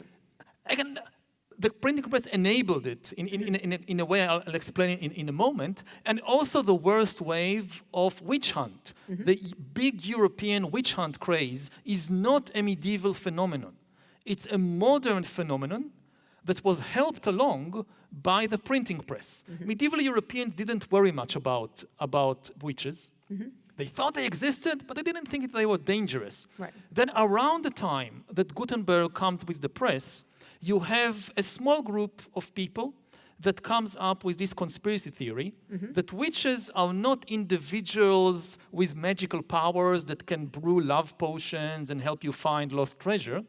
There is a global conspiracy led by Satan with agents in every town and every village that wants to destroy humanity. So QAnon is what you're talking about. Basically, yes. Yeah. I mean, there is a direct line. Yeah. There is a direct line. I mean, the ideas are coming from there. And at first, nobody paid it much attention. Then there was one of the people who popularized it was a man called Heinrich Kramer. He started a do-it-yourself witch hunt in the Alps, what is today Austria. But he was stopped by the church authorities who thought he was crazy and expelled. Yes. And he took revenge through the printing press. He wrote this book, The Hammer of the Witches, Malleus Maleficarum, which was, again, a do-it-yourself manual to how to identify and kill witches. And many of the ideas we still associate today with witches, for instance, that witches are mostly women, that they engage in wild sexual orgies, this came to a large extent from the deranged imagination of Heinrich Kramer. Now, just to give you a taste of this book, there is an entire section in the book about the ability of witches to steal penises from men. With all kinds of evidence, it's all evidence-based. I heard from some people that, so for instance, he brings a story, evidence, of a man who wakes up one morning to find out that his penis is gone. And so he suspects the local witch. He goes to the house of the local witch and forces her to bring him back his penis. And the witch says, okay, climb this tree. And he climbs the tree. And at the top of the tree, he finds a bird's nest where the witch keeps all the penises she stole from different men. And she says, okay, you can take your own. And the man, of course, takes the biggest one. And the witch tells him, no, you can't take this one. This belongs to the parish priest. Oh, okay, good. Good for him. Now, you can understand why this book sold a few more copies than Copernicus's on the revolution of the heavens. I don't think there's penises in that. No. And now this all sounds very, very funny. But it until you realize the consequences. Right. Tens of thousands of people were killed Mostly in the most horrendous way during the European witch hunt craze. And to give just one example to balance the funny story about the penises. So in Munich, they arrested an entire family, the Pappenheimer family, accusing them of being part of this global conspiracy of witches. And it's a father, mother, 3 kids, and they start by torturing the 10-year-old boy, the youngest of the family. And you can still read the protocol of the interrogation in the archives in Munich today. And they torture a 10-year-old boy in unspeakable ways until he incriminates his mother. He admits, yes, she's a witch. She went to meet Satan, she kills babies, she summons hailstorm, and they break the whole family, and they execute all of them, including the 10-year-old boy. And, this eventually also reaches to America, the Salem witch hunts. And this was, this was fueled. It was not caused by, of course, but it's not that the printing press caused it, but the printing press enabled it to spread. For the same reason that fake news and conspiracy theories spread today. And then the people that create the printing presses don't take responsibility for it in modern day. I've been in that conversation. And the thing is, that conversation happened centuries ago. And today you again have millions of Americans basically believing in the same story about a global conspiracy led by Satan. To destroy civilization. And if you look, what stopped it last time? How did we, in the end, get to the scientific revolution? It wasn't the technology of the printing press. It was the creation of institutions that were dedicating to sifting through this kind of ocean of information and all these stories about witches and so forth, and developing mechanisms to evaluate reliable information. And to be trusted by the population, correct? Which is very easily fooled. And to spread not the information people are most likely to buy, but the information which is most likely to be true. When you send a manuscript to a scientific publisher to be published as a paper or as a book, so they want to know not only will this sell a lot of books or a lot of copies. Is it true? What kind of evidence do you have? Which I think is, one of the things that's happened, if you fast forward to today, and I want to ask a couple more historical things, because it happens again and again, this constant narrative of lying, essentially, that people tend to believe, was when I had an interview with Mark Zuckerberg where we were talking about Alex Jones, who is one of the greatest purveyors of misinformation, a totally heinous character in our modern history. And I was like, why don't you take him off the platform? He's clearly lying, and it's not true, and these kids weren't child actors, and they're actually dead, and it's damaging to the parents, it's damaging to everyone. And for some reason, he switched the conversation to Holocaust deniers when we did this interview, and I was like, oh, what a mistake on your part, but fine, we'll go to Holocaust deniers. I was like, no, let's stay with Alex Jones, but he did it, and I went along. And he started to talk about that Holocaust deniers don't mean to lie. And I felt that was the definition of Holocaust. And I was like, wow. And I let him spin it out, which was really interesting to hear his point of view, which was completely ridiculous. Because I felt that the more Holocaust deniers are on the platform, the more anti-Semitism down the river would happen. Like you could see it happening if these people had access to other people, because it's interesting stuff, right? It's much more interesting than the facts. And you know, he got in a lot of trouble for saying that, and et cetera, but it didn't prevent him from continuing to allow them to thrive on the platform until 2 years later when he decided to kick them off. He decided. One person was responsible, as far as I was concerned, for this flood of anti-Semitism because he refused to do anything at the beginning. So talk a little bit about, from a historical sense, where those, because right now it's in the hands of just a few people, and they have real problems with history. They have real problems with knowledge beyond coding. Yeah, I think the main issue... And for some reason, they all have penises, but go ahead. So they are afraid the witches will steal them. Well, no, that's just Elon. Nobody wants your penis, Elon. Well... So how do you go So from there? you talk about self-correcting. You talk about the importance of self-correcting mechanisms. That's what you call it. Yeah, I think, that, again, the key point about all these issues is not whether people are allowed to say these things. Yeah. Because here, I would tend to actually agree with Zuckerberg, with Elon Musk, with others. We should be very careful before we start simply silencing people. You cannot say that at all. Well, let me make a point. They do silence when they feel like it. Yes. So you're aware. It's a lot of hypocrisy. I know. Okay. But I think, again, when it comes to really censoring, there is a discussion to be had. Right. The problem is not with people saying all kinds of things. Mm-hmm. The problem is with the platforms deliberately promoting particular kinds of things that spread hate and fear and anger and outrage. It's at some point, even Elon Musk said it's not freedom of speech, it's freedom of speech. No, he didn't say it. He copied it from someone. But go ahead. It was said years before. He was willing to repeat it. Sure. But the thing is that people produce an enormous amount of content all the time. Right. And the question is, what gets attention? What gets spread? Mm-hmm.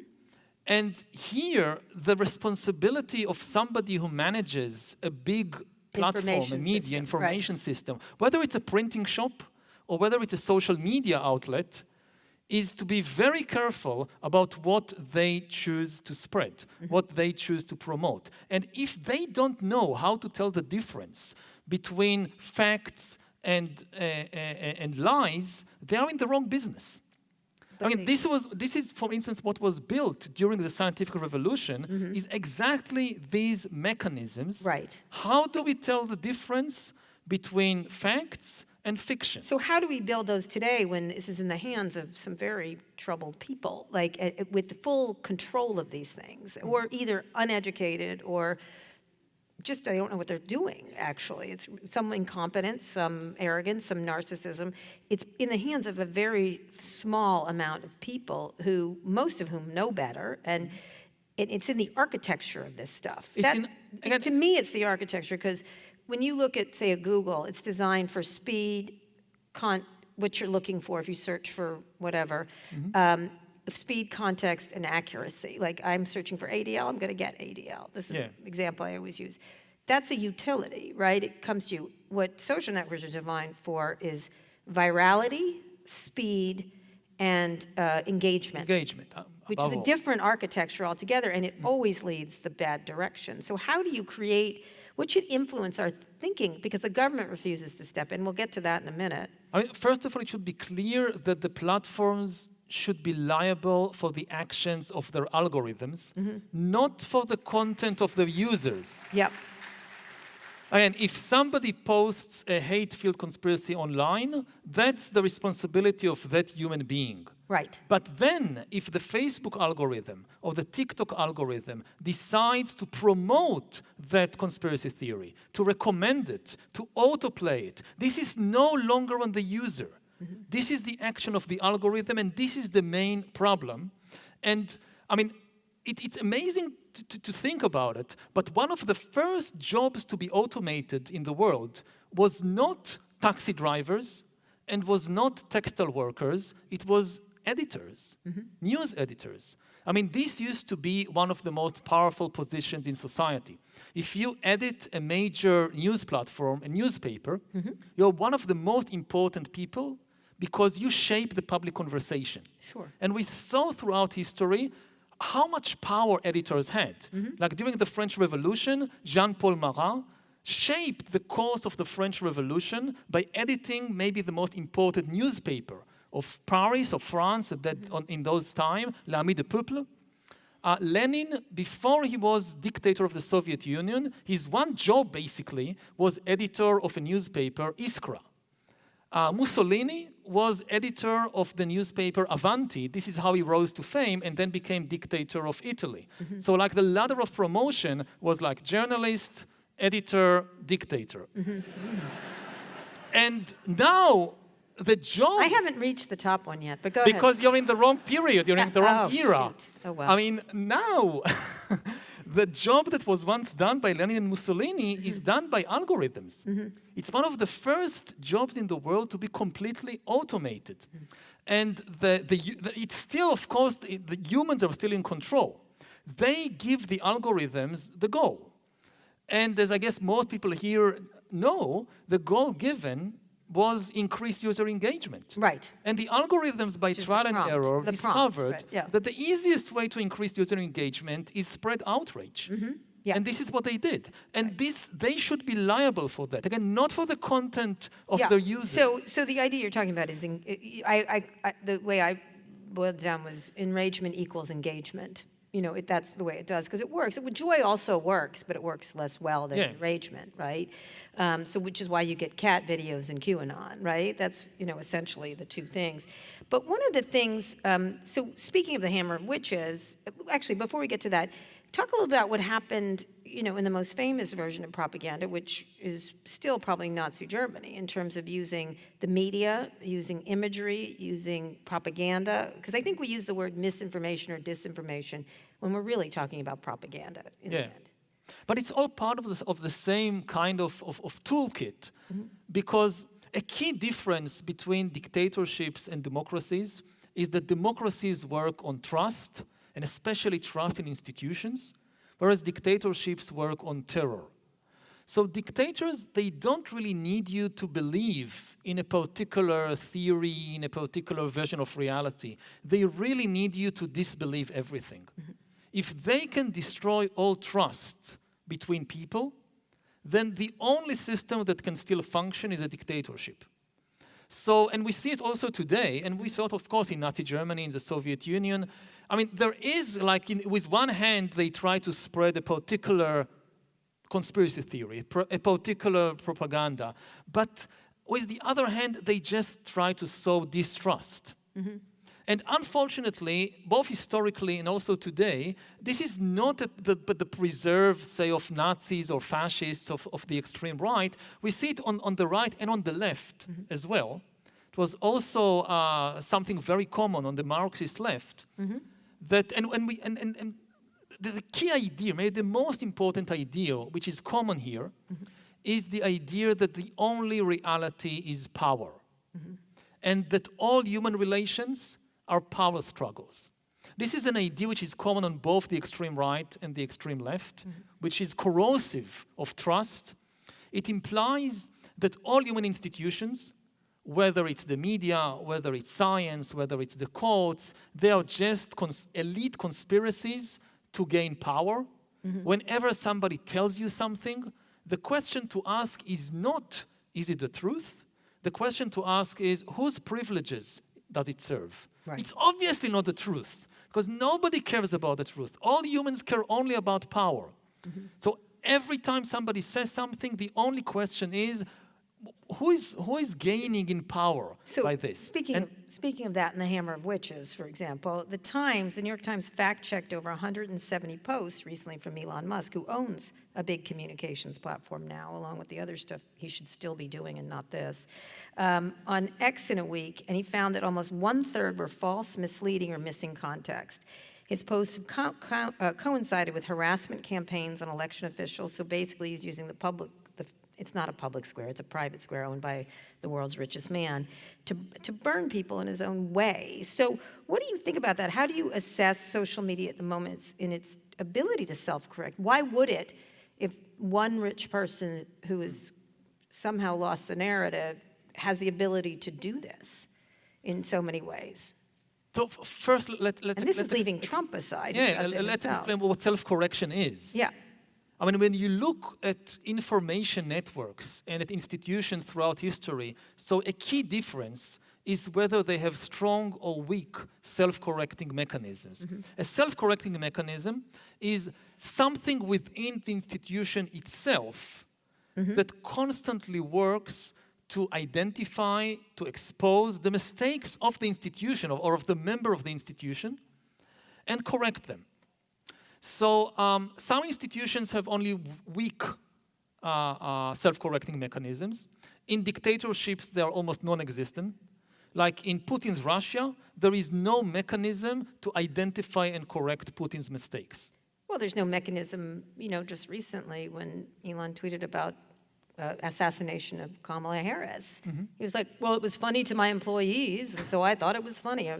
Which is sort of like your employees have to laugh at what you say. It felt like the same thing. So how do you, this summer the Supreme Court sidestepped whether social media should or should not, away from Musk, should or should not moderate content. Public opinion is split because of at least in this country, because of the First Amendment, and they always get mushed in there in a way that's very deceptive, I think.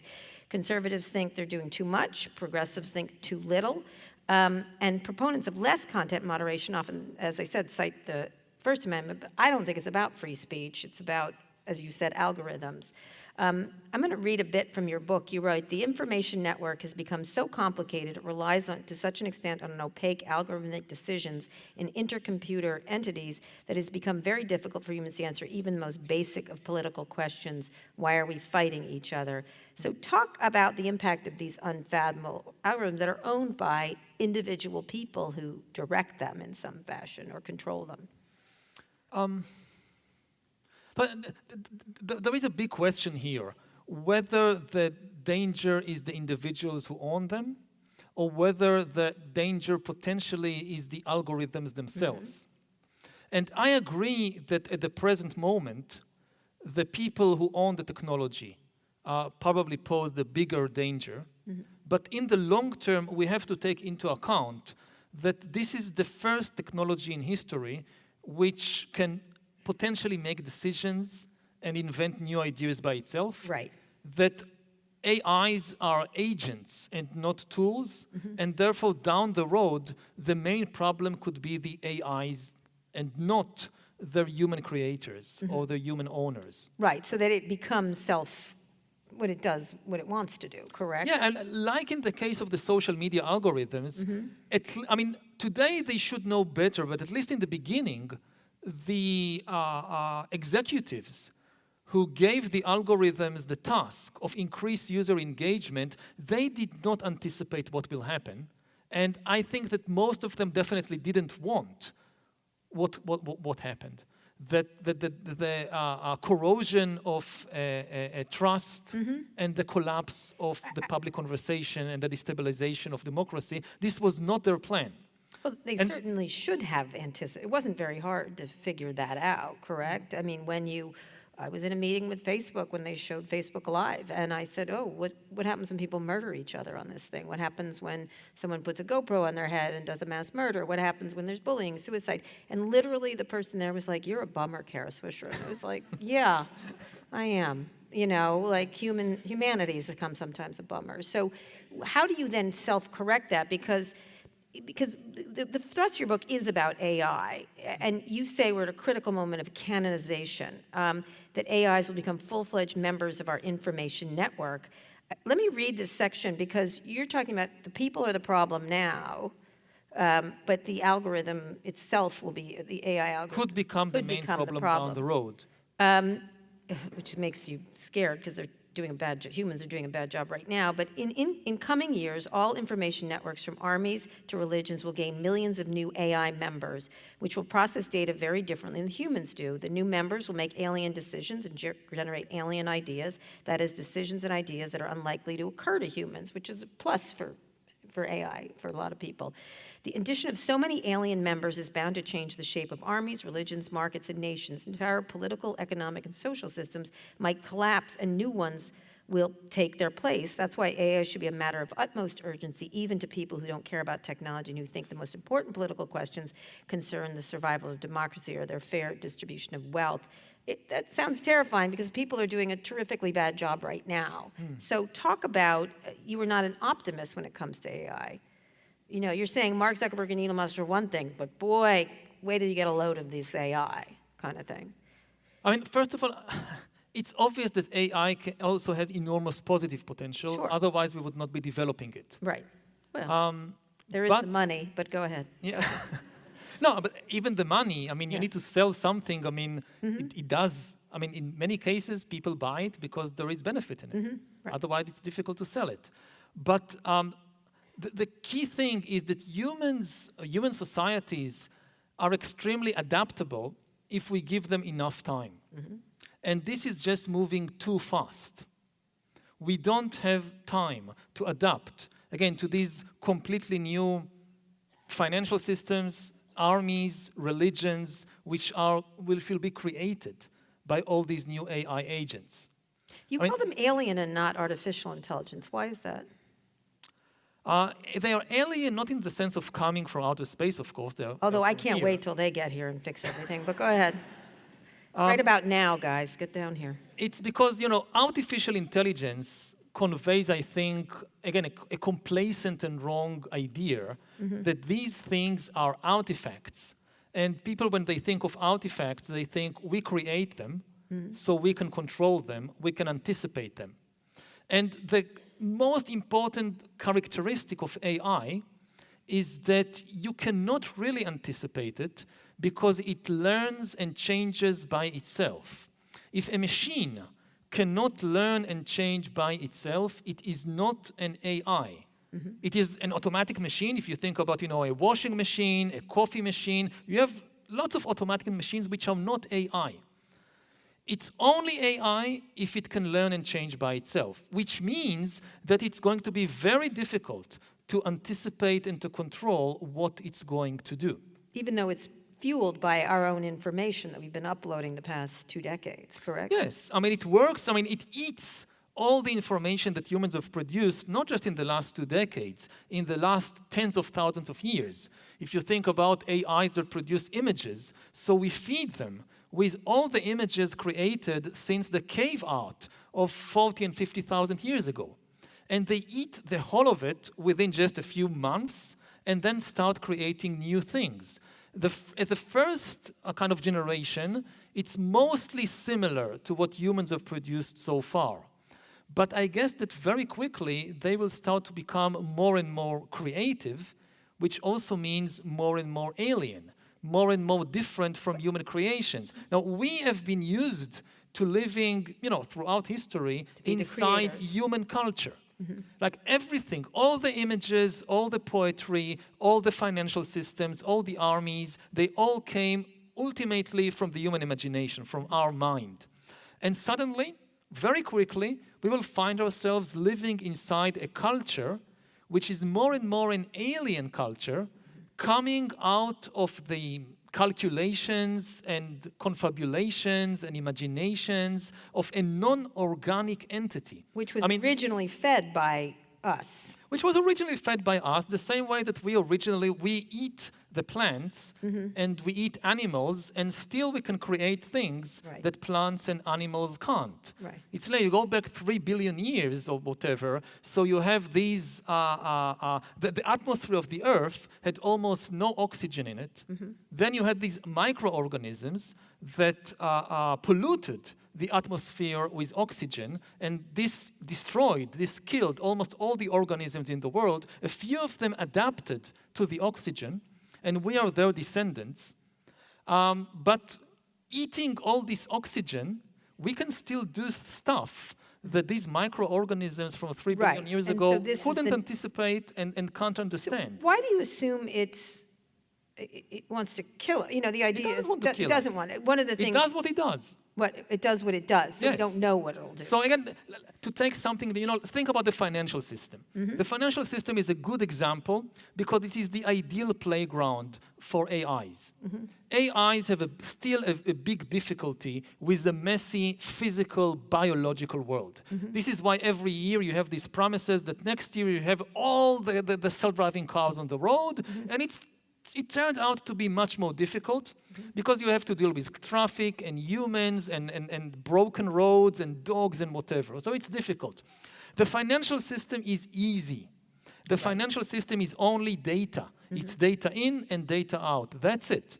So this is kind of AIs, this is their ideal playground. Right. What happens if you give AIs more and more power to make decisions and also invent new stuff in the financial that we system? hadn't thought of, right? Exactly. One of the things which is really interesting is that tech people are using a term agent, co-pilot, friend, assistant, like they're lesser than, essentially, than humans, and we are completely in charge. I just recently spoke with Microsoft AI CEO Mustafa Suleyman, and they have a new word at Microsoft called agentic, which is Yes, agent. Which for is agent. It's not a word. I don't care. I think. It's a new word they invented. Okay, fine, but it's not. And you're ringing the bell. Talk about what you think between the thinking of AI as a tool or agent, because that's what they're leaning in on. This is we're here to help you. And it reminds me of which I always say, the Twilight Zone episode, To Serve Man. It's a cookbook, right? Like that when they came, I don't know if you ever saw it, but you should. It's a cookbook. It's not here to serve man. It's to serve man with a side of potatoes, I guess. When you talk about this idea of agentic, you're talking about something very different because they're using companion, agent friend, everything. An It's gonna be your agent teacher. is right? an entity that can make decisions by itself that you can't anticipate, and that can invent new ideas by itself that you can't anticipate, Right. that can learn and change. So they had, for instance, this famous experiment that OpenAI did when they wanted to test GPT-4 before releasing it, and they gave it the task of solving CAPTCHA puzzles, and it couldn't solve the CAPTCHA puzzles, all these kind of strings of twisted words you need to identify. neither can I. So they Go ahead. gave it access to the TaskRabbit online a web page where you can hire people to do things for you. And GPT-4 tried to hire a human to solve the CAPTCHA for it.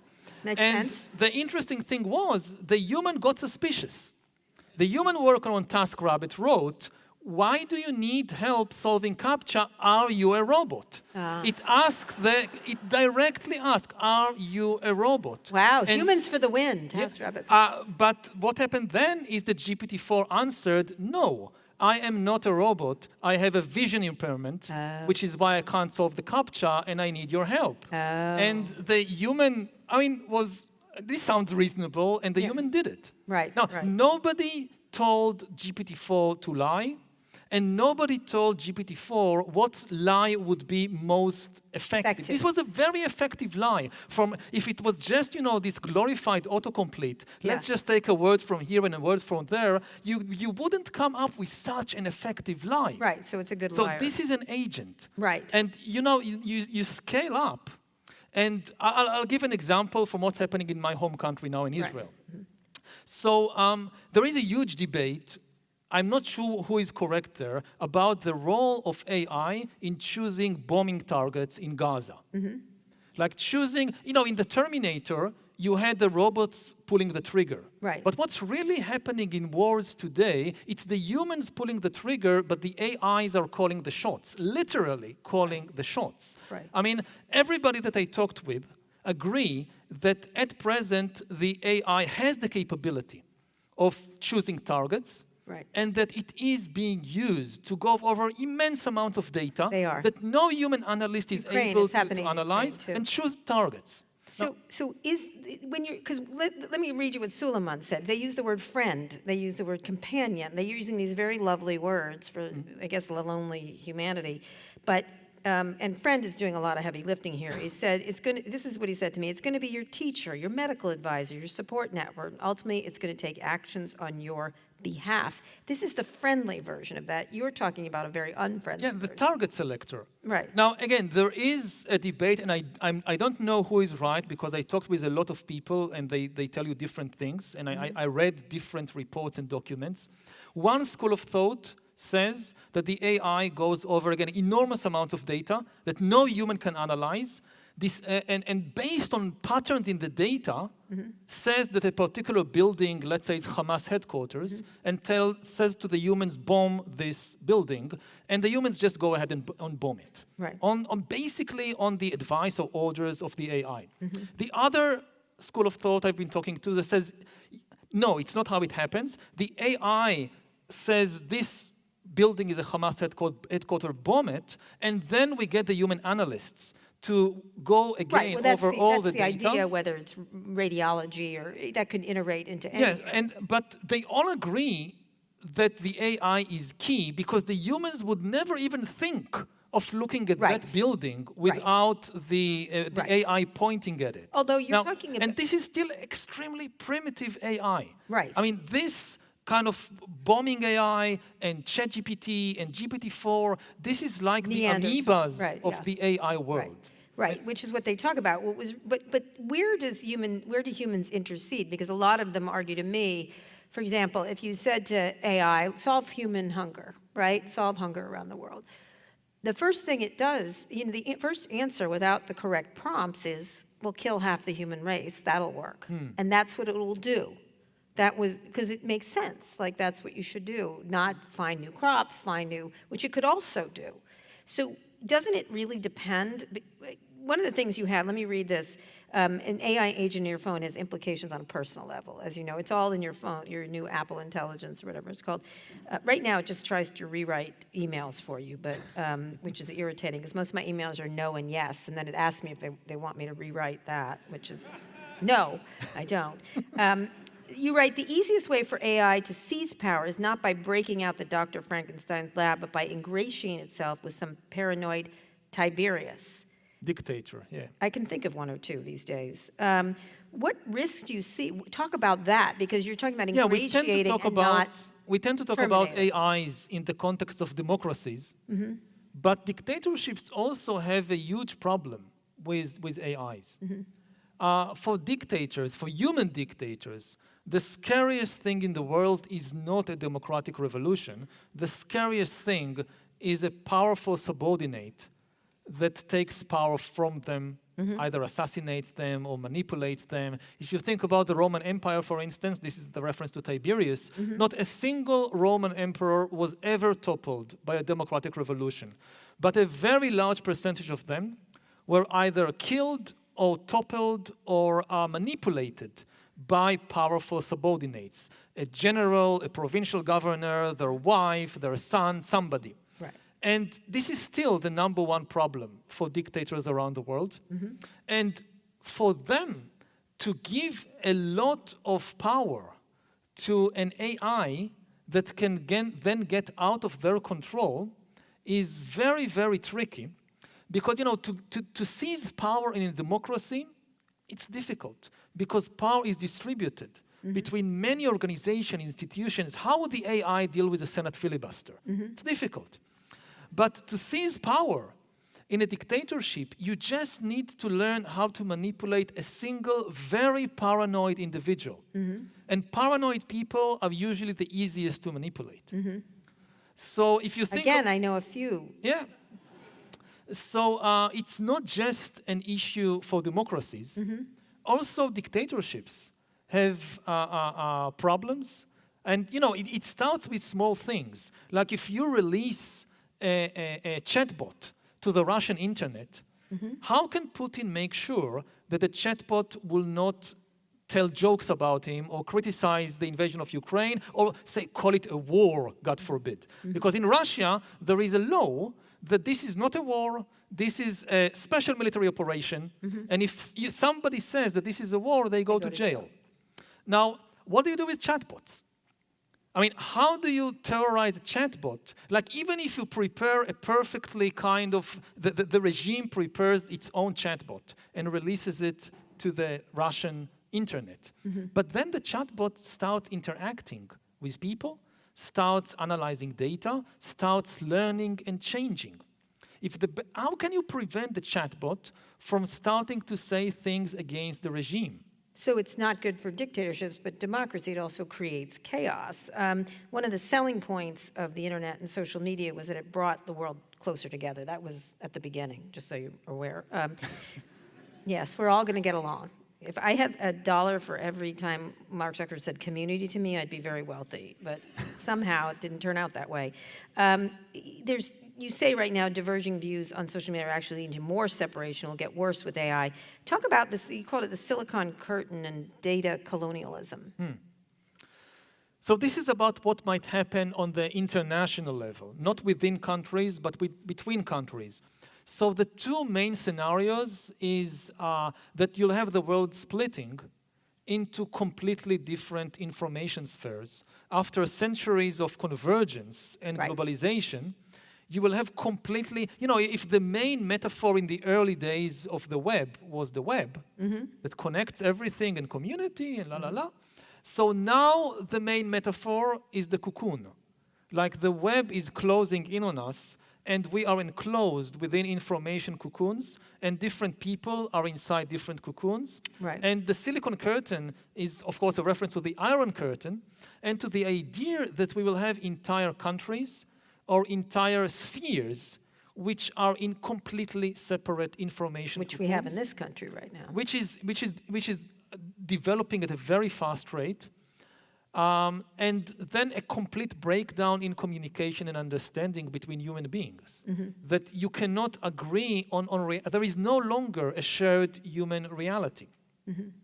And the other main danger is of the rise of new digital empires and data colonialism. The same thing that happened in the 19th century with the Industrial Revolution. The few countries that industrialized first, they had then the power to conquer and dominate and exploit the rest of the world.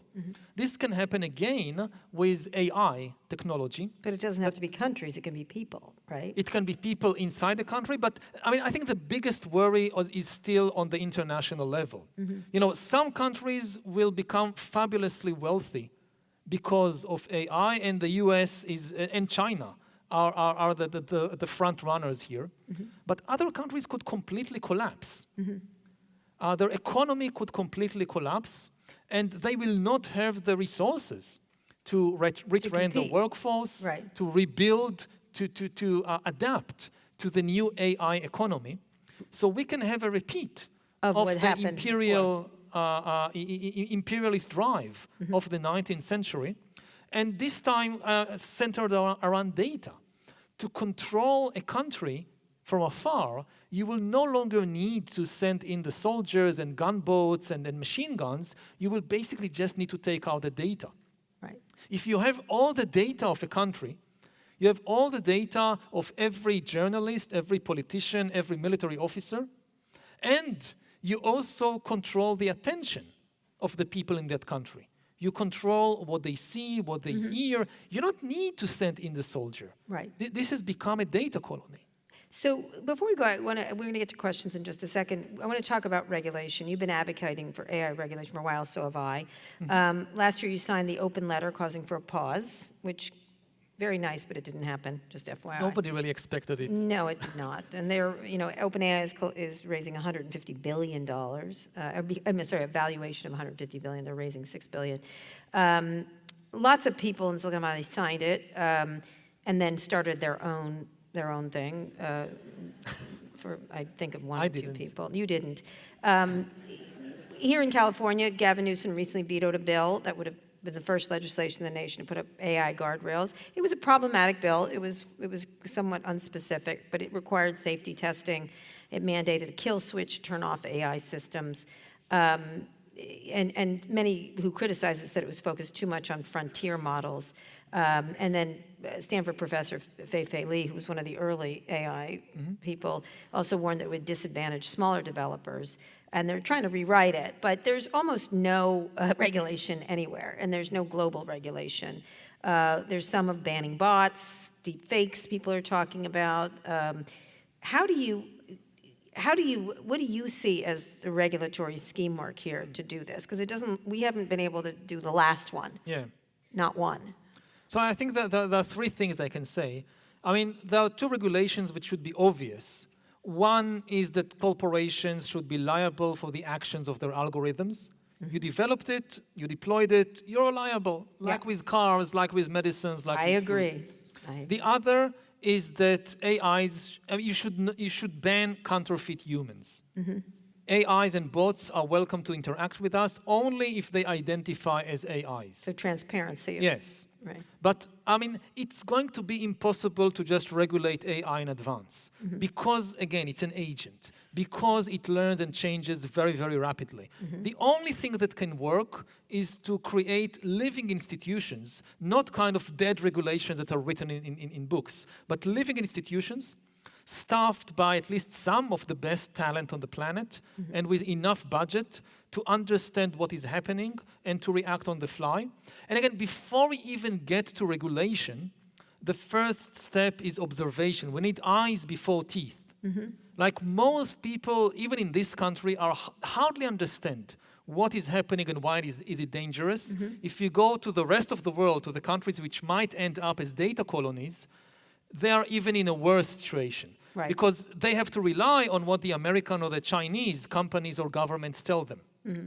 So what we need urgently is an international institution, again, with the best talent and with enough budget to simply tell people what is happening and what are the dangers. And now we can discuss what regulations... Almost like a nuclear regulatory commission is kind of what you're talking about, right? Like, but again, with nukes, it was relatively easy to understand the danger. right. With AI, it's a very rapidly developing Because there's technology. positives to it. The Surgeon General talked about this. There's never been technology that's both positive and possibly devastating to humanity. So my last two questions. You say also that unsupervised algorithms should be banned from curating public debates. Yeah, absolutely.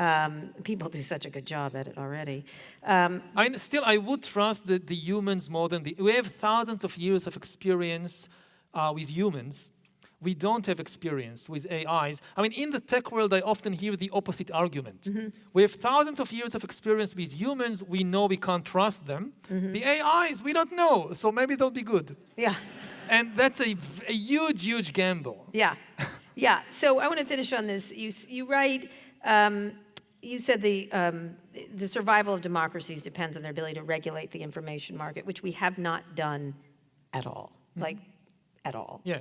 Not one. I was just recently on a CNN debate with this guy who was a Trump spokesperson, spokesmodel really, because he didn't know anything. I said, how many laws are regulating the internet and free speech? Because he was going on about free speech, and he goes, hundreds. And I said, 0, but you're close.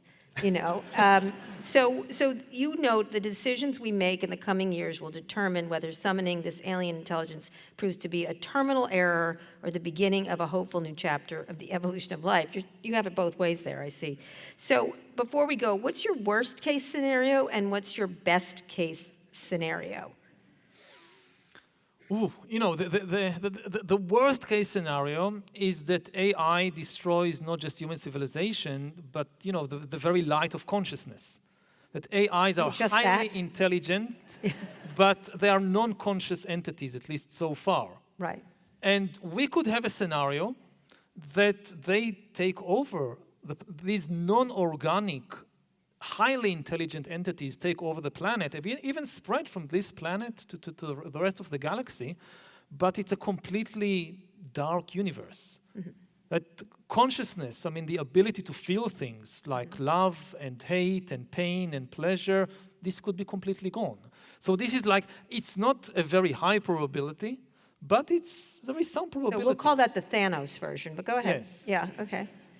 And That's the worst case scenario. okay, what's the best one? The best case scenario is that we are able to harness the immense positive potential of AI, in healthcare, in solving climate change, in education.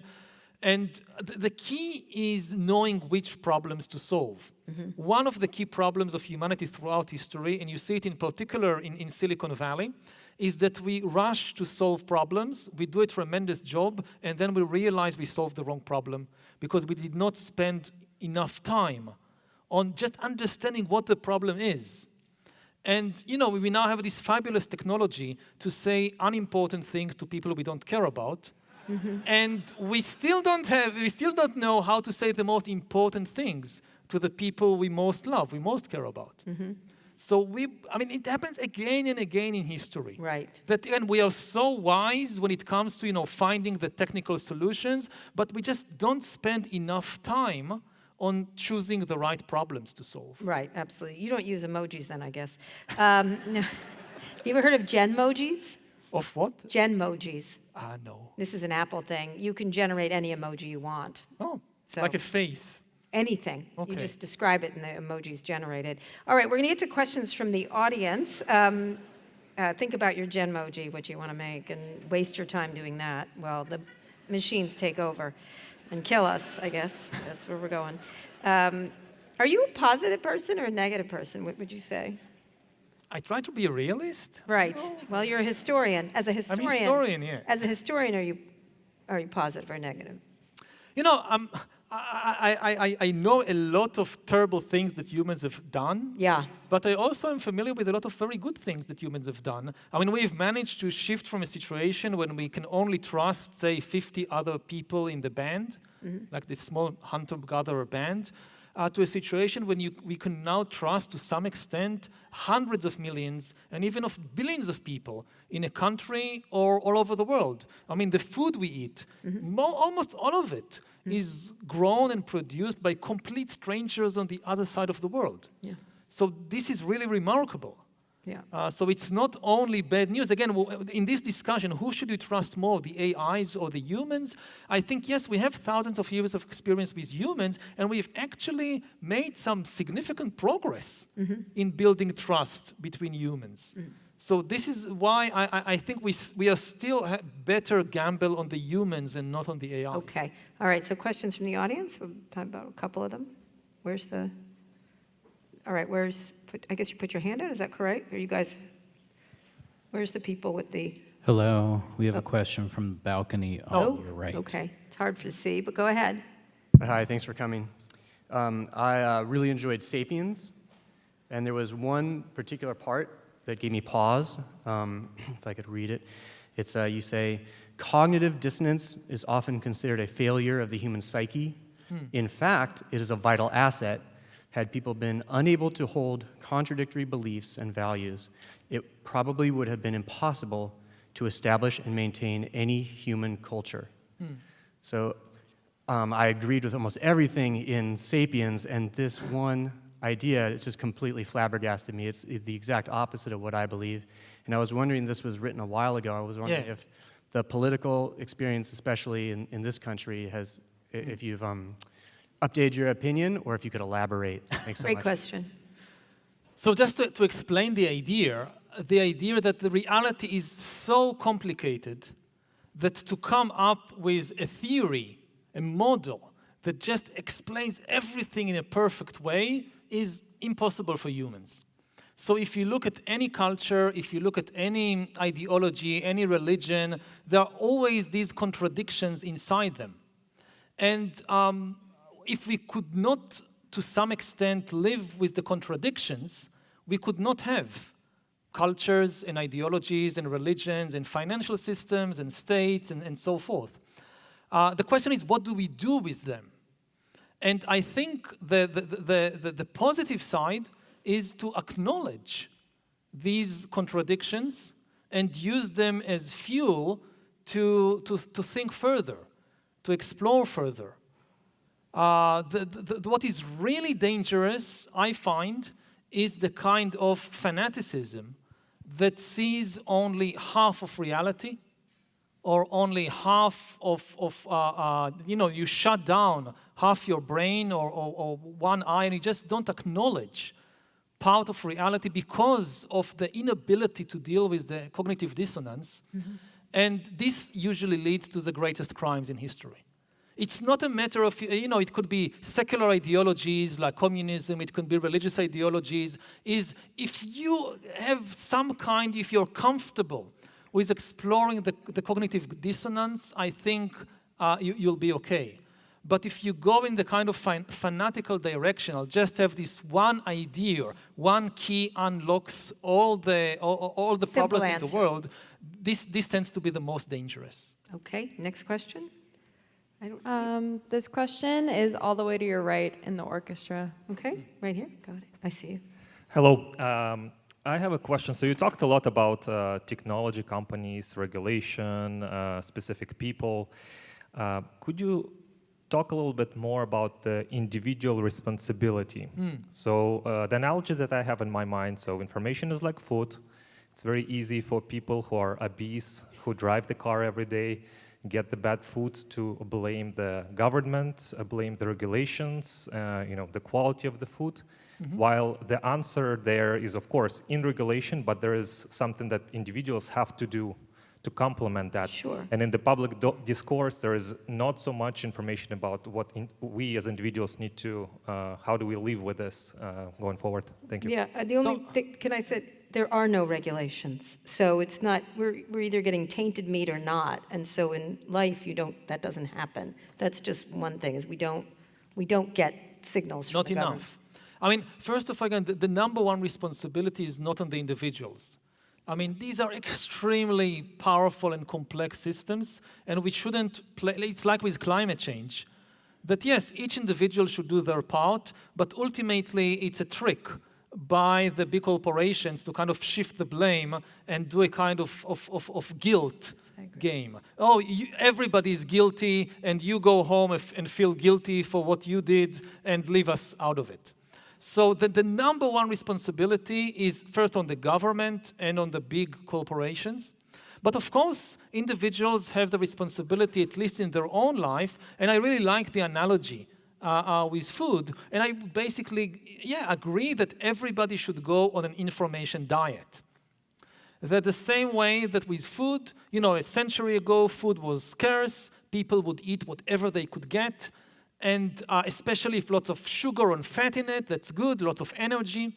Now food in many places around the world is super abundant. You have all this industrially produced junk food, which is deliberately pumped full of fat and sugar and salt to make it addictive. And people have, at least many of us have understood this is not good for us, and we need an information diet, and we need a food diet. And it's the same with information. Once it was scarce, we consumed anything we could get, the only book in the village.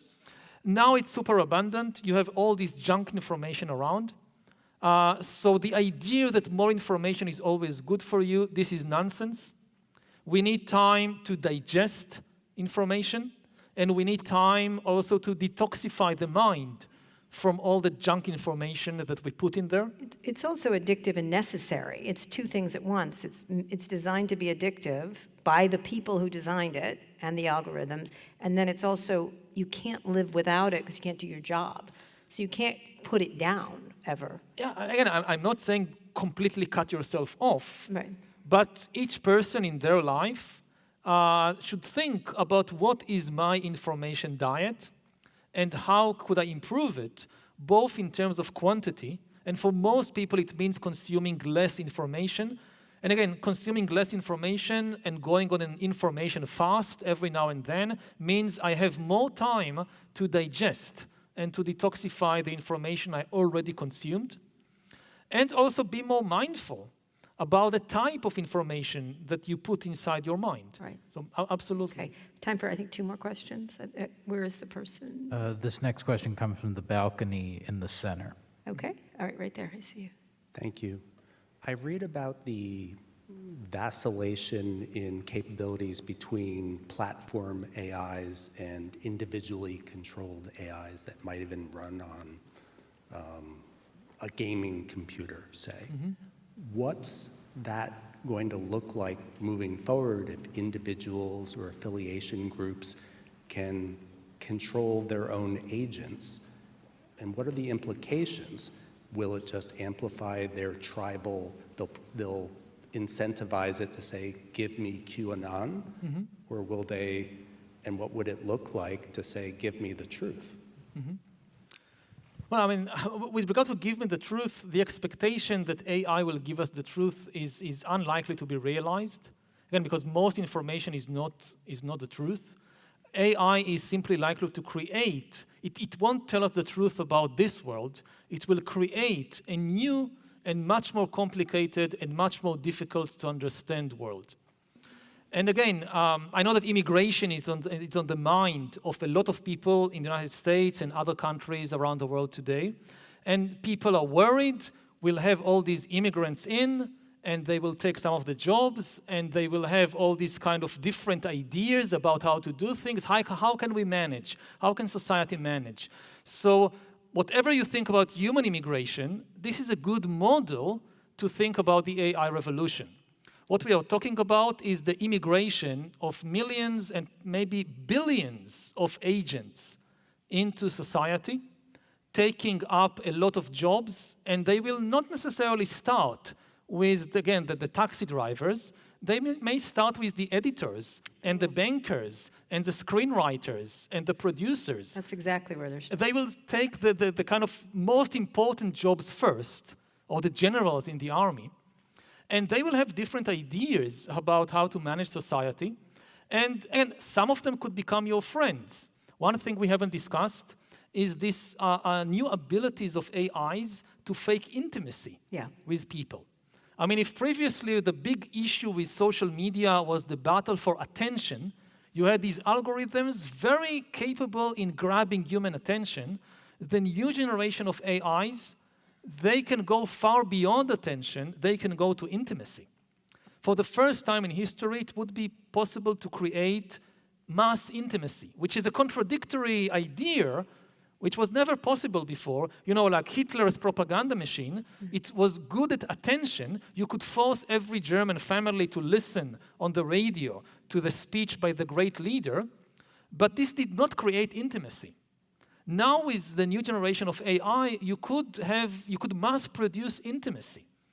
So maybe some of your best friends will be AIs, and they will influence the way you think. And again, before we even get to the discussion, optimism, pessimism, is it good, is it bad, it's just radically different from anything and we've we have seen to understand before what in it could do. Okay. One more question. I'd like it to be a woman, please. 3 guys, that's enough. I have 3 sons. Love them, but I love my daughter too. So let's have a woman. This question is all the way in the back, middle of the orchestra. Okay, as long as it's a lady. I'm sorry, I'm a man. Oh, no, I'm sorry. I don't mean to be rude, but we only have a few minutes. Let's Apologies. give it to a woman. Where? I apologize. I'm just going to overrule you. So that's okay. Okay, over here, wherever you can find, whoever's doing the picking is going to have to talk to me afterwards. Okay, thank you. Again, I have 3 sons, love them, but it's time for my daughter. Go. Wow, thank you. Okay, I wrote this down because I'm a little shy about this. Would you agree that Europe has a lower tolerance for fake news and holds media professionals to a higher standard than the US, who is often criticized for the systemic spread of misinformation? If so, how do you think we can hold the media accountable and combat misinformation? Should there be rules that prevent certain news outlets from labeling themselves as news if they don't adhere to specific standards? Shouldn't there be requirements such as you're not allowed to tell more than 5% of verified BS? Well, that would be great. Yeah. So definitely, I mean, part of what is happening is the erasure of borders between the private space and public space. People don't know if what they say, if they are saying it in private or in public. Similarly, the erasure of the border between news and entertainment. And if you want to be a news channel, you have to live up to certain standards. And if you don't want to, then just define yourself as entertainment. But as long as people understand what they are consuming. And we don't have that. With regard to Europe and the US, it's not my expertise, I'm not sure. But I would say that, I hear a lot of people say that Europe has too many regulations, and this is bad for business. This is bad for the development of the technology. So how would it help you if you have all the regulations, but all the companies are elsewhere? So you're self-destructing. This is what they often tell to the Europeans.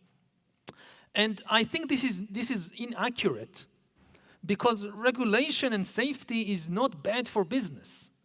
If you want to put a car on the road, people want a safe car. If you have good safety regulations, this is not bad for the business of car production. If you think about, the COVID and the vaccines. So if you have a choice between a Russian vaccine and a German vaccine, most people would go for the German vaccine. Right.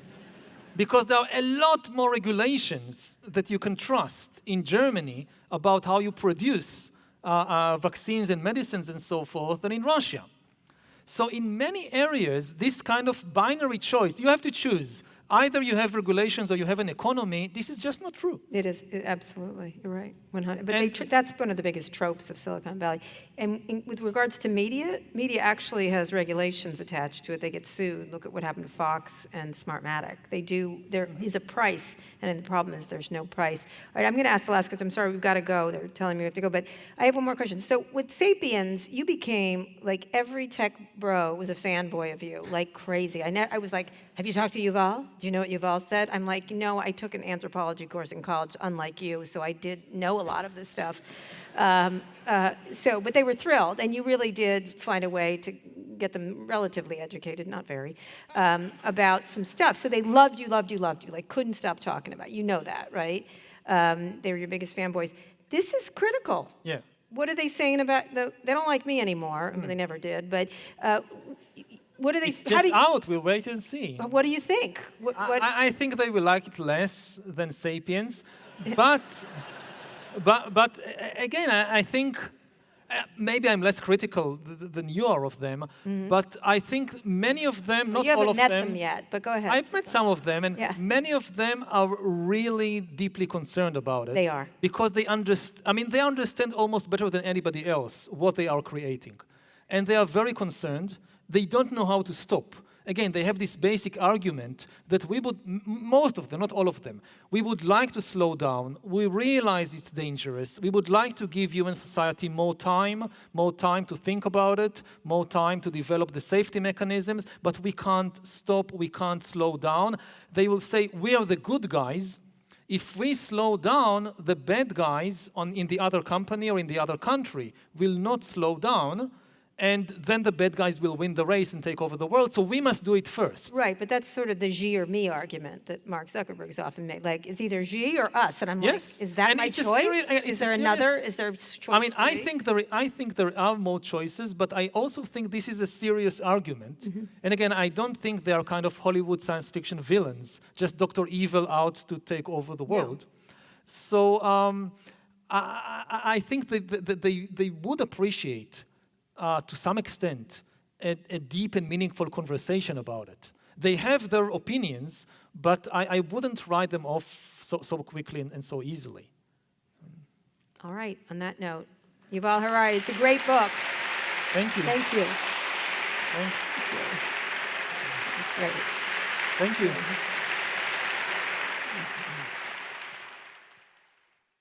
Wars of conquest, which were taboo since 1945, are coming back. The relatively stable liberal order of the early 21st century is collapsing.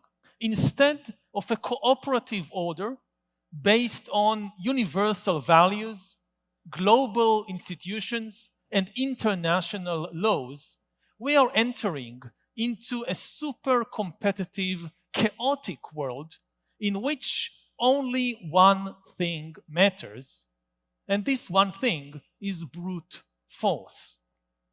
Leaders like President Trump envision the world as a collection of fortresses, with each country separated from the others by high walls. Financial walls like tariffs, military walls, cultural walls, and physical walls. This vision may have certain advantages, but it fails to address one key problem. Walled fortresses are seldom friendly. Thousands of years of history teach us that each national fortress would probably want a bit more security, prosperity, and territory for itself at the expense of the neighbors. And in the absence of universal values, global institutions, and international laws, how would rival fortresses resolve their disputes? For millennia, the vision of the world as a collection of fortresses always led to exactly the same outcome: a never-ending cycle of wars, with powerful empires conquering their weaker neighbors and eventually fighting each other for supremacy. This is already beginning to happen all around us. Wars of conquest, which were taboo since 1945, are coming back.